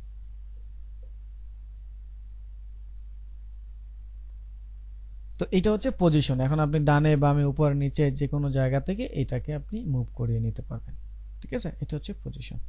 তো এইটুকু বুঝলাম কিনা সেই জায়গায় কোশ্চেন নেই, যদি না থাকে তাহলে পুরো অন্য প্যারামিটারগুলো নিয়ে আলোচনা করব। ঠিক আছে, তাহলে আমরা এই বেসিক জিনিসটা বুঝতে পারছি। এখন আমরা আরো অনেক বেসিক জিনিস আছে সেগুলো বুঝবো। তাহলে আমি আরেকটা কম্পোজিশন তৈরি করছি। তো নিলাম এভাবে কম্পোজিশন। এখন আমরা একটু রোটেশনের বিষয়টা যদি বুঝি, দেখেন তাহলে আমি এখান থেকে একটা শেপ নিচ্ছি রেক্টেঙ্গেল। খেয়াল করেন ইন্টারেস্টিং আরো একটা বিষয় দেখাচ্ছে। এবার কিন্তু একটা ইন্টারেস্টিং বিষয় দেখাবো, সেটা কিন্তু খুবই কাজ লাগবে। আমরা লেয়ারের ব্যবহার শিখছিলাম। তো লেয়ারের ব্যবহারটা ছিল টুলস ছাড়া কাজ, কিন্তু টুলসে গিয়ে লেয়ারের ব্যবহার করলে অনেক দারুণ একটা রেজাল্ট পাওয়া যায়। যেমন আমি এখন চাচ্ছি একটা শেপ তৈরি করতে, সেই শেপটা হচ্ছে রেক্টেঙ্গেল শেপ, কিন্তু আমি রেক্টেঙ্গেল শেপটা কোনো নির্দিষ্ট একটা অংশে না চেয়ে আমি চাচ্ছি পুরো আর্টবোর্ডে এইরকম আসবে। কিন্তু এখন আমি হয়তো বা ধরেন আমি বা কয়েকজন থাকতেই পারেন যারা খুব পারফেক্টলি হয়তো বা এরকম টেনে এটা তৈরি করতে পারবেন, কিন্তু অনেকেই আসে পারবেন না, একটু এদিক সেদিক হবে, সেই ক্ষেত্রে মেজারমেন্টে যাইতে হবে, প্যারা নাই। আমরা যেটা করব, এই যে কে যেন বলছিল, মুইন বলছিল যে স্যার লেয়ার ডিলিট করতে, এই দেখেন আমি ডিলিট করলাম শেপ, এই দেখেন শেপ ডিলিট হয়েছে কিন্তু লেয়ার রয়ে গেছে, কিন্তু দেখছেন? তো এই জন্য হচ্ছে বিষয়টা এরকম রাখতে হবে মাথায়, অ্যাঙ্করটা হয়ে যায়, লেয়ারটা ডিলিট করতে হবে এই জন্য। তো আমরা যেখানে ছিলাম সেটা হচ্ছে শেপটা তৈরি করার ক্ষেত্রে যদি আর্ট মানে আমার কম্পোজিশন যেটা সাদাটা আছে, এই কম্পোজিশনের পুরো ডাইমেনশনটা কভার করতে হয়, তাহলে আপনি রেক্টেঙ্গেল টুলসটাকে সিলেক্ট করে এইখানে টুলসের উপরে এই যে এই জায়গাটা ডাবল ক্লিক করবেন মাউস দিয়ে। সো আমি ডাবল ক্লিক করতেছি।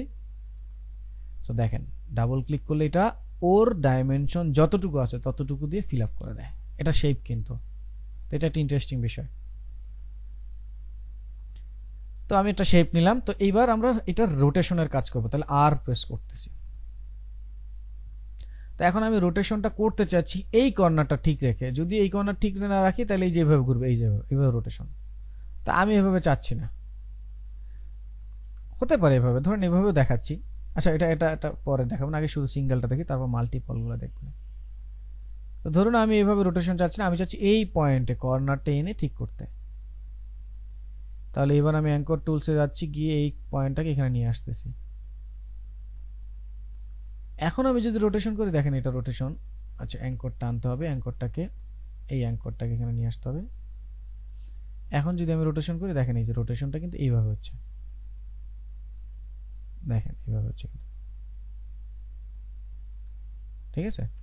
তাহলে এই জিনিসটা খুবই ইন্টারেস্টিং বিষয়। তাহলে আমরা 0 সেকেন্ড থেকে শুরু করতে চাচ্ছি। তো 0 সেকেন্ডে ধরুন তাকে আমরা রোটেশন করব। তাহলে রোটেশনের অ্যানিমেশন শুরু করলাম স্টপ আছে ক্লিক করে। তো এই সময় আমরা চাচ্ছি তাকে 90 ডিগ্রিতে লম্বা হয়ে বা -90 ডিগ্রিতে লম্বা হয়ে থাকবে, সে উপরের দিকে এরকম -90 ডিগ্রিতে। ঠিক 15 ফ্রেম পরে, আচ্ছা এই যে ফ্রেম বাই ফ্রেম আগাবো, সিঙ্গেল ফ্রেম এক ফ্রেম এইভাবে যদি আমি একটু জুম করি, এই যে নিচে আমার একটা স্লাইডার আছে, এই স্লাইডারটা দিয়ে টানলে এরকম জুম হয়, অথবা কিবোর্ড থেকে কন্ট্রোল+, কন্ট্রোল-, এটা আপনারা জানেন। তো এইভাবে টাইমলাইনটাকে জুম করলাম, করলে দেখবেন এই যে 1 ফ্রেম 2 ফ্রেম এরকম দেখা যায়। তো ওই 1 ফ্রেম যদি সামনে যেতে চান, দেখেন এই যে 1 ফ্রেম সামনে যাবো, এটা মাউস দিয়ে তো টেনে টেনে করা যায়, কিন্তু যখন কিবোর্ড থেকে 1 ফ্রেম সামনে যেতে চাবেন, তখন কিবোর্ডে একটা বাটন আছে পেজ আপ পেজ ডাউন। তো যদি আমি কিবোর্ড থেকে পেজ ডাউন বাটনটা প্রেস করি, শুধু কোনো কন্ট্রোলার ধরতে হবে না, শুধু ওই বাটন দেখবেন এই যে ডিলিট বাটনের নিচে এন্টার বাটনের সাথে আছে, হাতের ডান দিকে যেখানে নাম্বারগুলো আছে, ওখানে দেখবেন পেজ ডাউন পেজ আপ আছে। এটা কিন্তু অ্যারো না, আপ অ্যারো ডাউন অ্যারো ওগুলো না, এটা আছে লেখাই আছে সরাসরি PGUP আপ PGDN। তো এই পেজ ডাউন বাটনটা প্রেস করলে 1 ফ্রেম করে আপনার এই সিটিআইটা সামনে যাবে। আবার পেজ আপ দিলে 1 ফ্রেম করে সে পিছনে আসবে, এটা 1 ফ্রেম। আর যদি একসাথে 10 ফ্রেম চান, তাহলে শিফট ধরে পেজ আপ শিফট ধরে পেজ ডাউন, তাহলে একসাথে 10 ফ্রেম যাবে। আর এটাই কন্ট্রোল করা যায়, এছাড়া অন্য কোনো কিছু কন্ট্রোল করা যায় না। তো আপনি যদি 2 ফ্রেম সামনে যাইতে চান, তাহলে 1 2 এইভাবে আসবেন। আচ্ছা তাহলে আমি চাচ্ছি ধরুন 10 ফ্রেম, তাহলে শিফট ধরে পেজ ডাউন, তাহলে 10 ফ্রেম সামনে গেল। তাহলে 10 ফ্রেমে গিয়ে আমি তাকে -90 ডিগ্রি থেকে 0 ডিগ্রি করে দিলাম। তাহলে কিভাবে সে কাজটা করলো, এইভাবে এসে পড়লো, এইভাবে এসে পড়লো। ঠিক 10 ফ্রেমে কয় সেকেন্ড হবে? 10 ফ্রেমে কোনো সেকেন্ড হবে না, 10 ফ্রেম আলাদা। এই যে আমরা যখন এখানে নেই 10 সেকেন্ড নিলাম আমরা, তাহলে 10 সেকেন্ড কত ফ্রেমের উপরে ডিপেন্ড করে হবে, এই যে ফ্রেম যখন এখানে দিলাম, তাহলে প্রত্যেকটা সেকেন্ড কাউন্ট হবে 30 ফ্রেম করে। যেমন আমরা 60 সেকেন্ডে 1 মিনিট বলি না, তো এইখানে আবার হচ্ছে এই 30 ফ্রেমে 1 সেকেন্ড হবে। আমরা যে ন্যানো সেকেন্ড বলি, সেই ন্যানো সেকেন্ড বলতে এখানে কিছু নেই, এখানে হচ্ছে ফ্রেম। এটা তো প্রথম ক্লাসে বলছি, এইটা হচ্ছে ফ্রেম, তার মানে এরকম 30 ফ্রেম হলে 1 সেকেন্ড। তো সেই 30 ফ্রেমের 10 ফ্রেম নিয়ে আমরা কাজ করতেছি।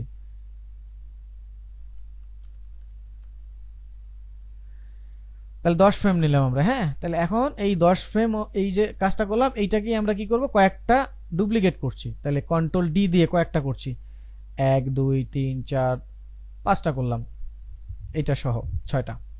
তো আমি বা 6টা করি না, 5টা করি টোটাল এটা সহ। তো প্রথম যেটা আছে সেটার কালার ঠিক থাকুক, পরেরগুলোর কালার জাস্ট আমি চেঞ্জ করে দিচ্ছি। ধরুন এটার কালার দিলাম এই, পরেরটার কালার আবার চেঞ্জ করে দিই। ওই যে উপরে সিলেক্ট করে লেয়ারটাকে সিলেক্ট করব, আর ওই যে ফিল কালার, এটা তো আমরা জানি সবাই, এখন জানি, এগুলো নিয়ে আমাদের ব্যস্ততা, ক্লাস শেষ। এখানে ক্লিক করব, করে আমরা কালার নেব, এটা আমরা জানি। সো এইখানে এই যে কালার নেব, তো আমি এটা কালার নিলাম। ঠিক এভাবে লেয়ার সিলেক্ট করব, ভিন্ন ভিন্ন কালার দিয়ে দিচ্ছি। লেয়ার সিলেক্ট করব, ভিন্ন ভিন্ন কালার দিয়ে দেবো। না এখন আমরা ওই যে মুইন বলল যে আমরা স্যার নির্দিষ্ট মান দিয়ে সামনে যেতে পারবো কিনা, হ্যাঁ ওইটাকে অটো করতে পারবো। ওইটার জন্য আমরা সিকোয়েন্স অ্যানিমেশন যখন শিখবো তখন। কিন্তু এখন আমরা যেটা করব ম্যানুয়ালি, যেমন তাহলে প্রথম লেয়ারটা ঠিক থাকবে, চারটাকে সিলেক্ট করবে এভাবে, কন্ট্রোল ধরে ধরে মাল্টিপলগুলো, এগুলো আমরা জানি সব সফটওয়্যার, মানে পিসিতে যেভাবে আমরা কাজ করি একাধিকগুলো সিলেক্ট সেভাবে। তো পেজ ডাউন দিলাম, 1 1 2 ফ্রেম সামনে গেলাম, এবার একটু টেনে দিলাম। ঠিক এবার নিচেরটাকে কন্ট্রোল ধরে ডিসিলেক্ট করব, আবার 1 2। তাহলে এবার বাকি যেগুলো সিলেক্ট আছে তারা সবাই সিলেক্ট হলো, 1 2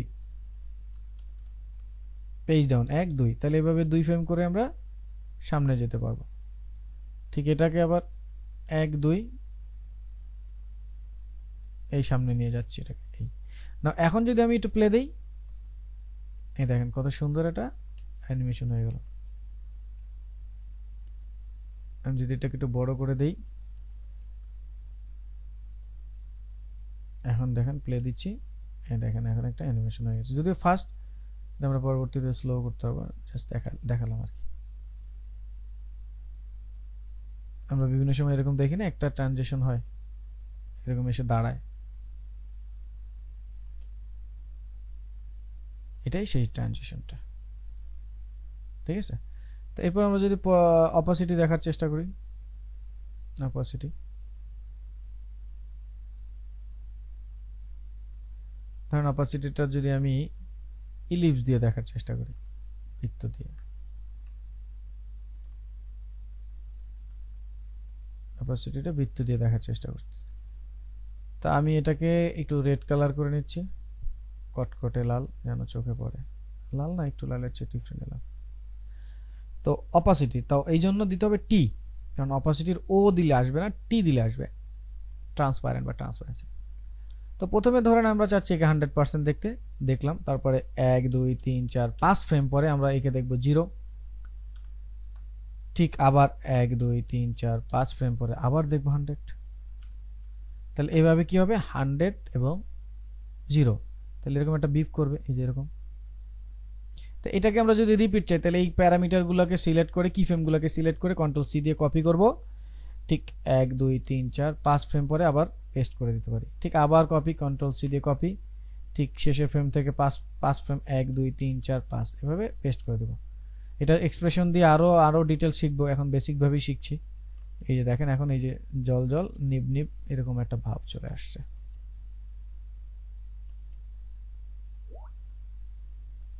ঠিক আছে, তাহলে এই বিষয়টা অপাসিটি। তাহলে আমরা স্কেলের বিষয়টা দেখলাম, এই যেটা খুবই সুন্দর একটা কাজ। তারপর যেটা দেখলাম এই যে হচ্ছে স্কেলের আরো একটা কাজ দেখছি, যেরকম একটা এক্সিসে, যেটা এক্সিস ছিল। তারপরে দেখলাম পজিশন, সো আপনি উপর নিচে ডানে বামে যাই করেন পজিশন।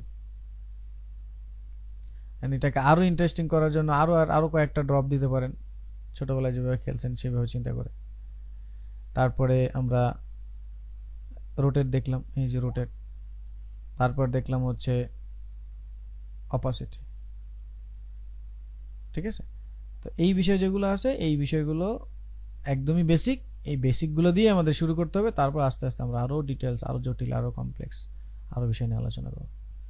তো এখন যতটুকু দেখছি এখানে কারো কোনো কোশ্চেন আছে কিনা, না থাকলে আমরা পরবর্তী রেন্ডারের বিষয়টা নিয়ে আলোচনা করব।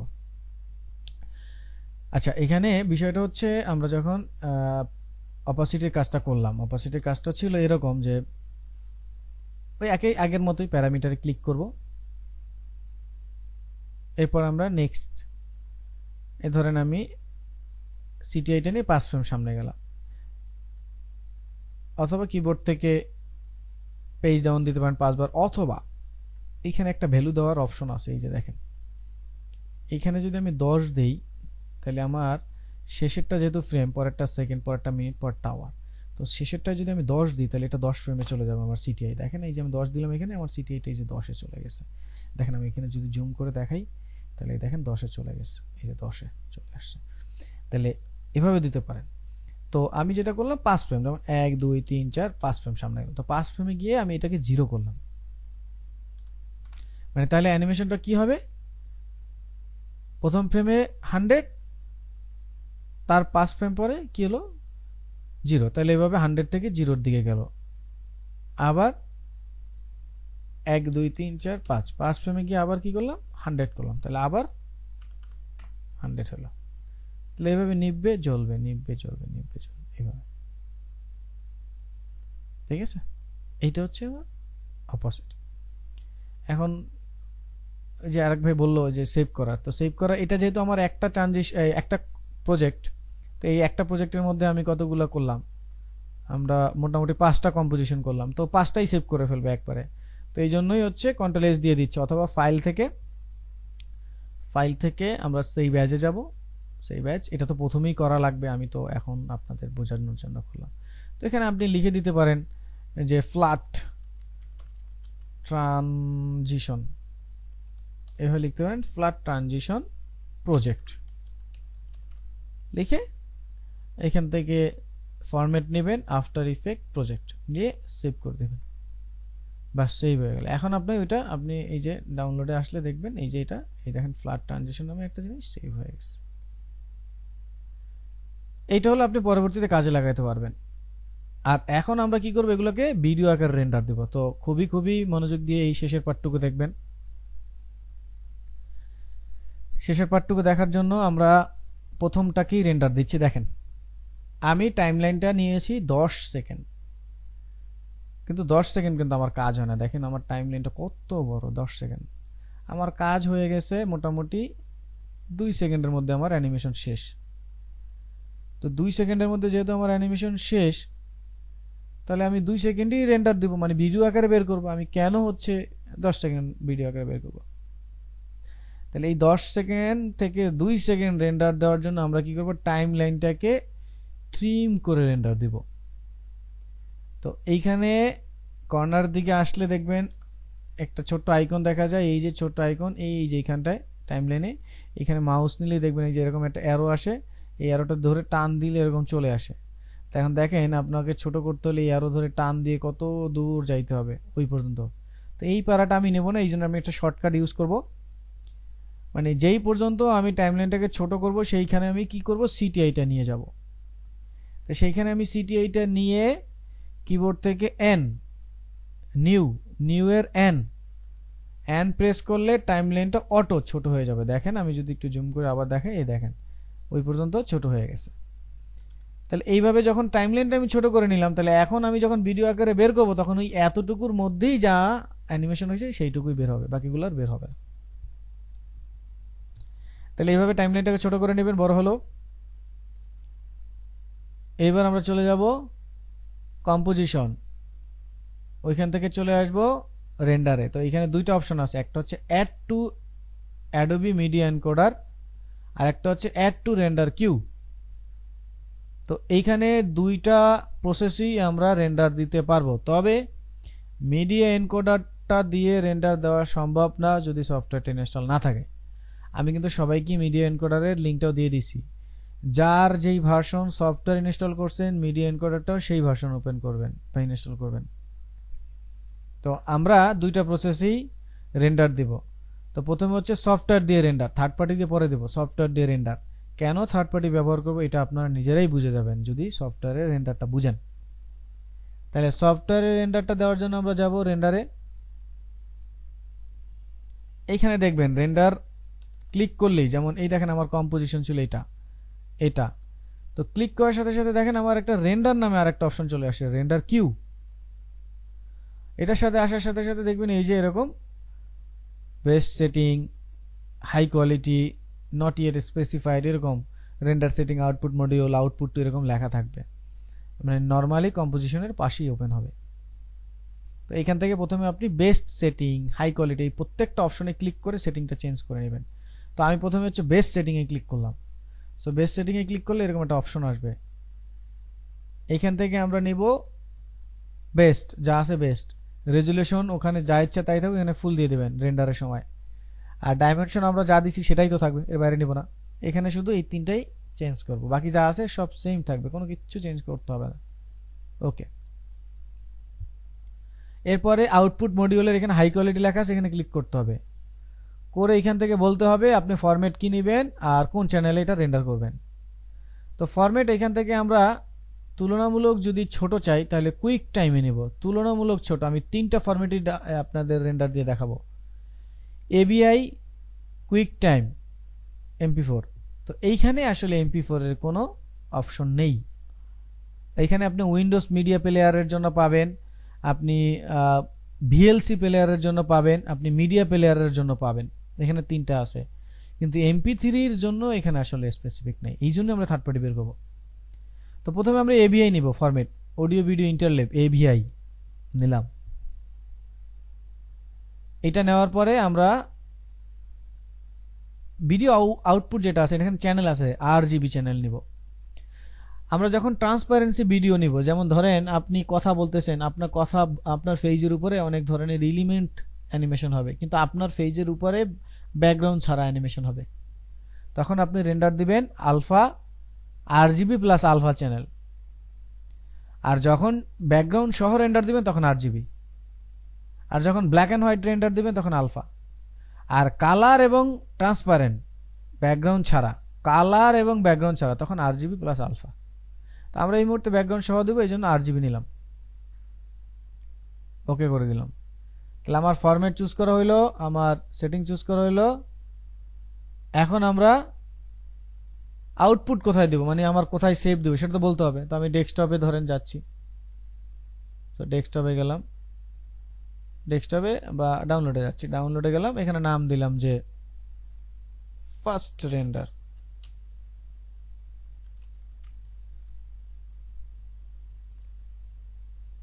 তো আমার সেটিং টেটিং সব রেডি। এবার এই কর্নারে আসলে দেখবেন যাদের মিডিয়া এনকোডার অন থাকবে তাদের এরকম একটা মিডিয়া এনকোডার আইকন আসবে, আর যাদের অন থাকবে না তাদের শুধু এইটা থাকবে।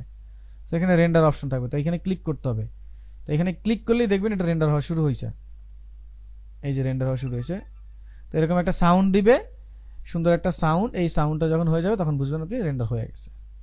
তো নাও দেখি, 2 সেকেন্ডের একটা ভিডিও আমরা রেন্ডার দিলাম। সো এটাকে প্লে করতে হবে VLC প্লেয়ার দিয়ে, ওপেন উইথ VLC, নাহলে ওপেন হবে না।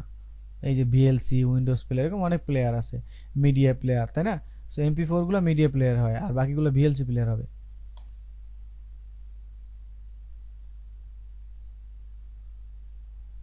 এই দেখেন প্লে হলো,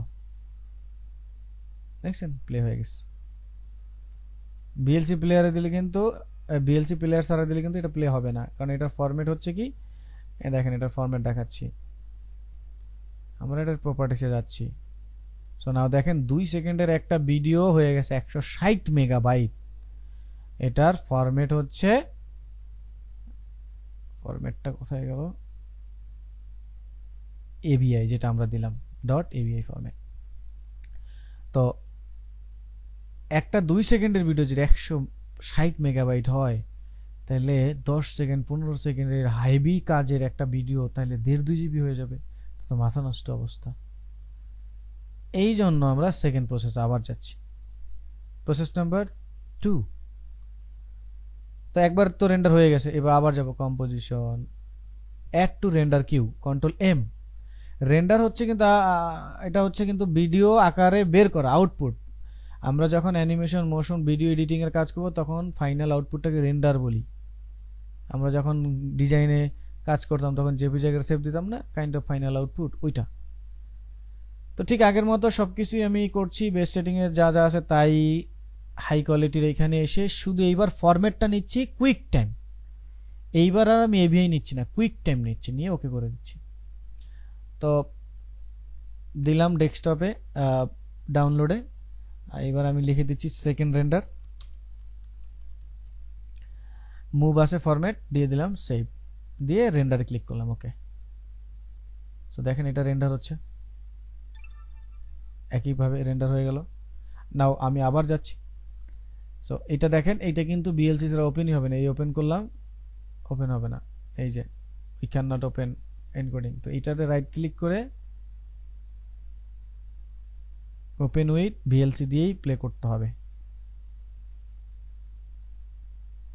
তারপর অনেক ছোট, এটা আবার, এটা যদি আমরা ইনপুট করে নিয়ে আসি তাইলে আবার দেখবেন ঠিক আছে। এটা মাঝে মাঝে এরকম ঝামেলা করে ফরম্যাটটা, একদম অল্প ফাইল তো, একদম 2 সেকেন্ড তো ওটা ধরতে পারতেছে না, এই যে হচ্ছে কিন্তু ধরতে পারতেছে না। যাই হোক, এটাকে আমরা যদি নিয়ে আসি আবার, ধরেন এটাকে আমি যদি ইম্পোর্ট করে নিয়ে আসি তাহলে দেখতে পারবেন। ধরেন আমরা অন্য একটা উপরে নিয়ে আসি, ধরেন এইখানে আমি এটাকে ইম্পোর্ট করে নিয়ে আসতেছি। এই ধরেন এটাকে নিয়ে আসি, এরকম এটা হয়ে গেছে রেন্ডারটা, এই ধরে নিলাম, এই ধরেন এটাকে নিয়ে আসছি। সো নাও এই দেখেন এই যে এটা রেন্ডার হয়ে গেছে, দেখছেন? এখন অন্যটার উপরে নিয়ে আসলাম, এটা রেন্ডার। ও আমরা রেন্ডার দিয়েছিলাম এই যে বি পেটটা এই জন্য ঝামেলা করছে।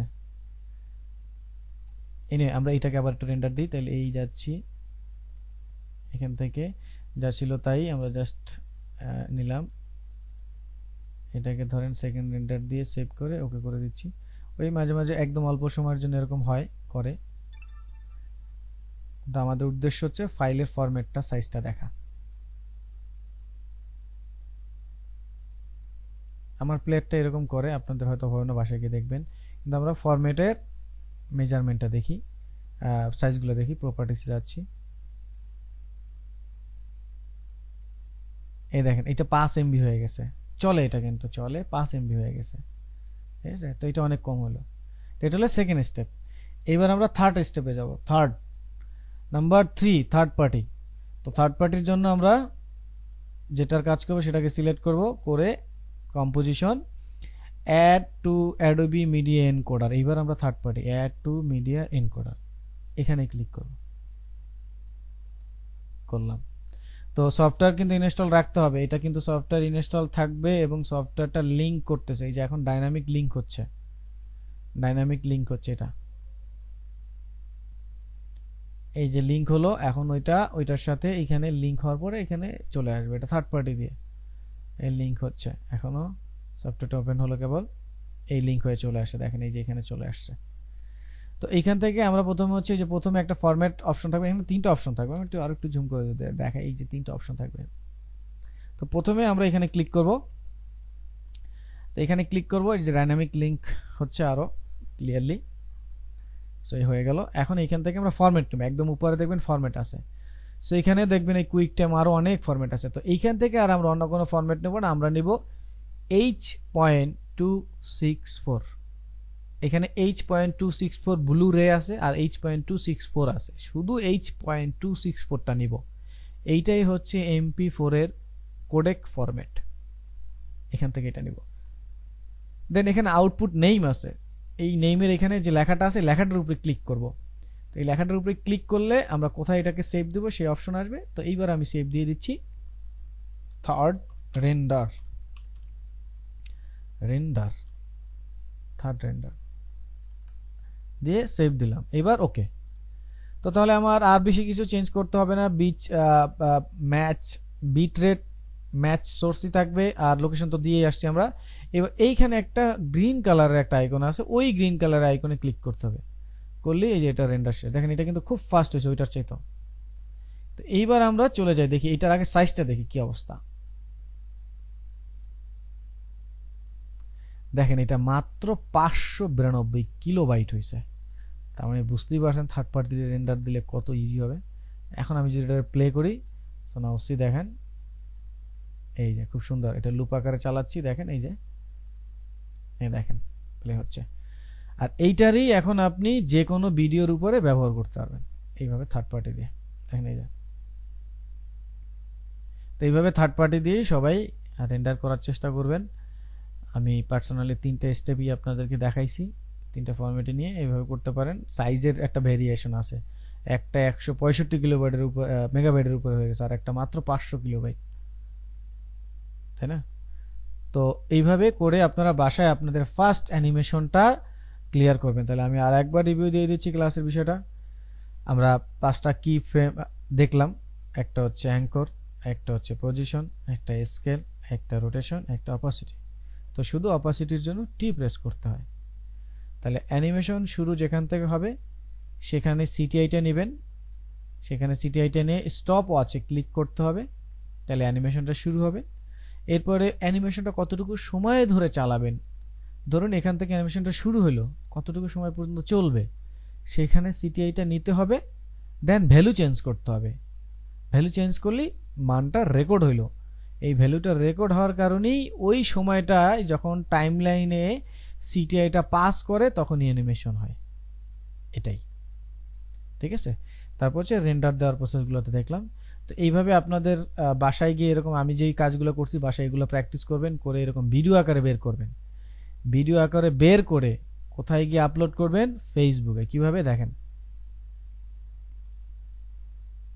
আমাদের ফেসবুকে যে আমরা আপলোড করব সেই বিষয়টা দেখাচ্ছি।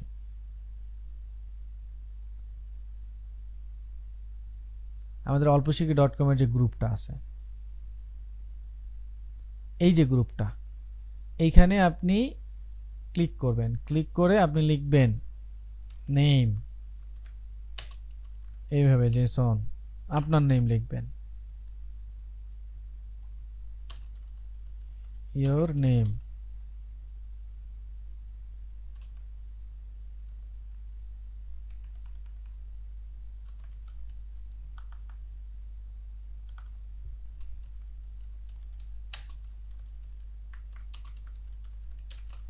আমি এটা লিখে দিচ্ছি, হ্যাঁ, মোশন গ্রাফিক্স। তারপর এখানে লিখবেন স্টুডেন্ট আইডি, আপনার আইডি, প্রত্যেকের যার আইডি নেই আমার কাছ থেকে নিয়ে নেবেন, স্পেশালি আমি মেসেজ দিলে দিয়ে দেবো আইডি, ইয়োর আইডি। তারপর হচ্ছে প্র্যাকটিস টপিকস, এই লিখে দিলাম। এখানে লিখবেন ফ্ল্যাট ট্রানজিশন অথবা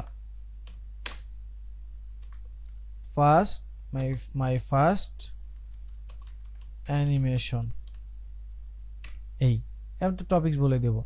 এইভাবে বলবেন, লিখবেন। লেখার পর এখানে আপনি কি করবেন? ভিডিও, এখান থেকে ভিডিও, যে ভিডিওটা আমরা নিলাম সেই ভিডিওটাকে এভাবে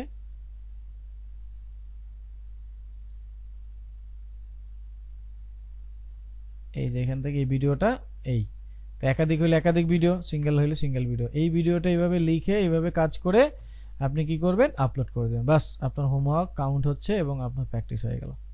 তাহলে your name, course name, student ID, practice, flat transition আর ফার্স্ট মোশন। ঠিক আছে, এখানে আরেকটি দিয়ে দিই, এটা সবার জন্য। কোর্স নেম B8 লিখেন আপনাদের, হ্যাঁ, ব্যাচ এই।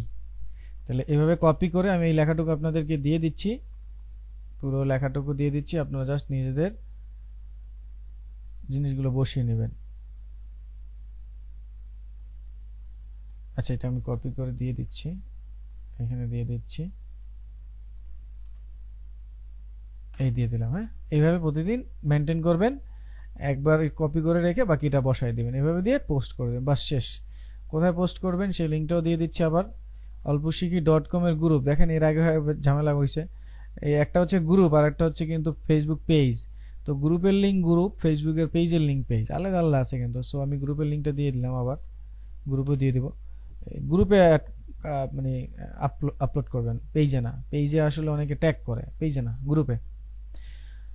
এইভাবে কাজগুলো করবেন। সো সবার কাছে রিকোয়েস্ট হলো এইভাবে প্রত্যেকটা জিনিস, আজকের ক্লাসটা খুবই গুরুত্বপূর্ণ একটা বেসিক কাজ হলো এইটাই আপনার ভিত্তি, এইটাই আপনার পরবর্তীতে প্রত্যেকটা ক্লাসে লাগবে। তো আজকের ক্লাসের টপিকসগুলো আগামী প্রতিটা ক্লাসে রিপিট হবে। সো টেনশন নেওয়ার কিছু নেই, মনোযোগ দিয়ে একটু বাসায় প্র্যাকটিস করেন। আমি যেই 5টা কম্পোজিশন এইভাবে ধরে ধরে করছি, এইভাবে ধরে ধরে স্টেপ বাই স্টেপ, দরকার হলে মোবাইলে ভিডিওটা অন করে নেবেন অথবা ভিডিওতে অন করে পজ করে করে আমার মতো কাজ করেন। রিকোয়েস্ট হলো যারা বেশি পারেন, ভালো পারেন, তারা বেশি বেশি কাজ করেন, কোনো সমস্যা নাই। কিন্তু যারা একদমই শুরু করছেন আমার সাথে, তারা আমাকে ফলো করেন আস্তে আস্তে, স্টেপ বাই স্টেপ। ঠিক আছে, তো ঠিক আছে, আজকের ক্লাসটা এইভাবে এখন এইখানেই আমরা রেকর্ডটা শেষ করি।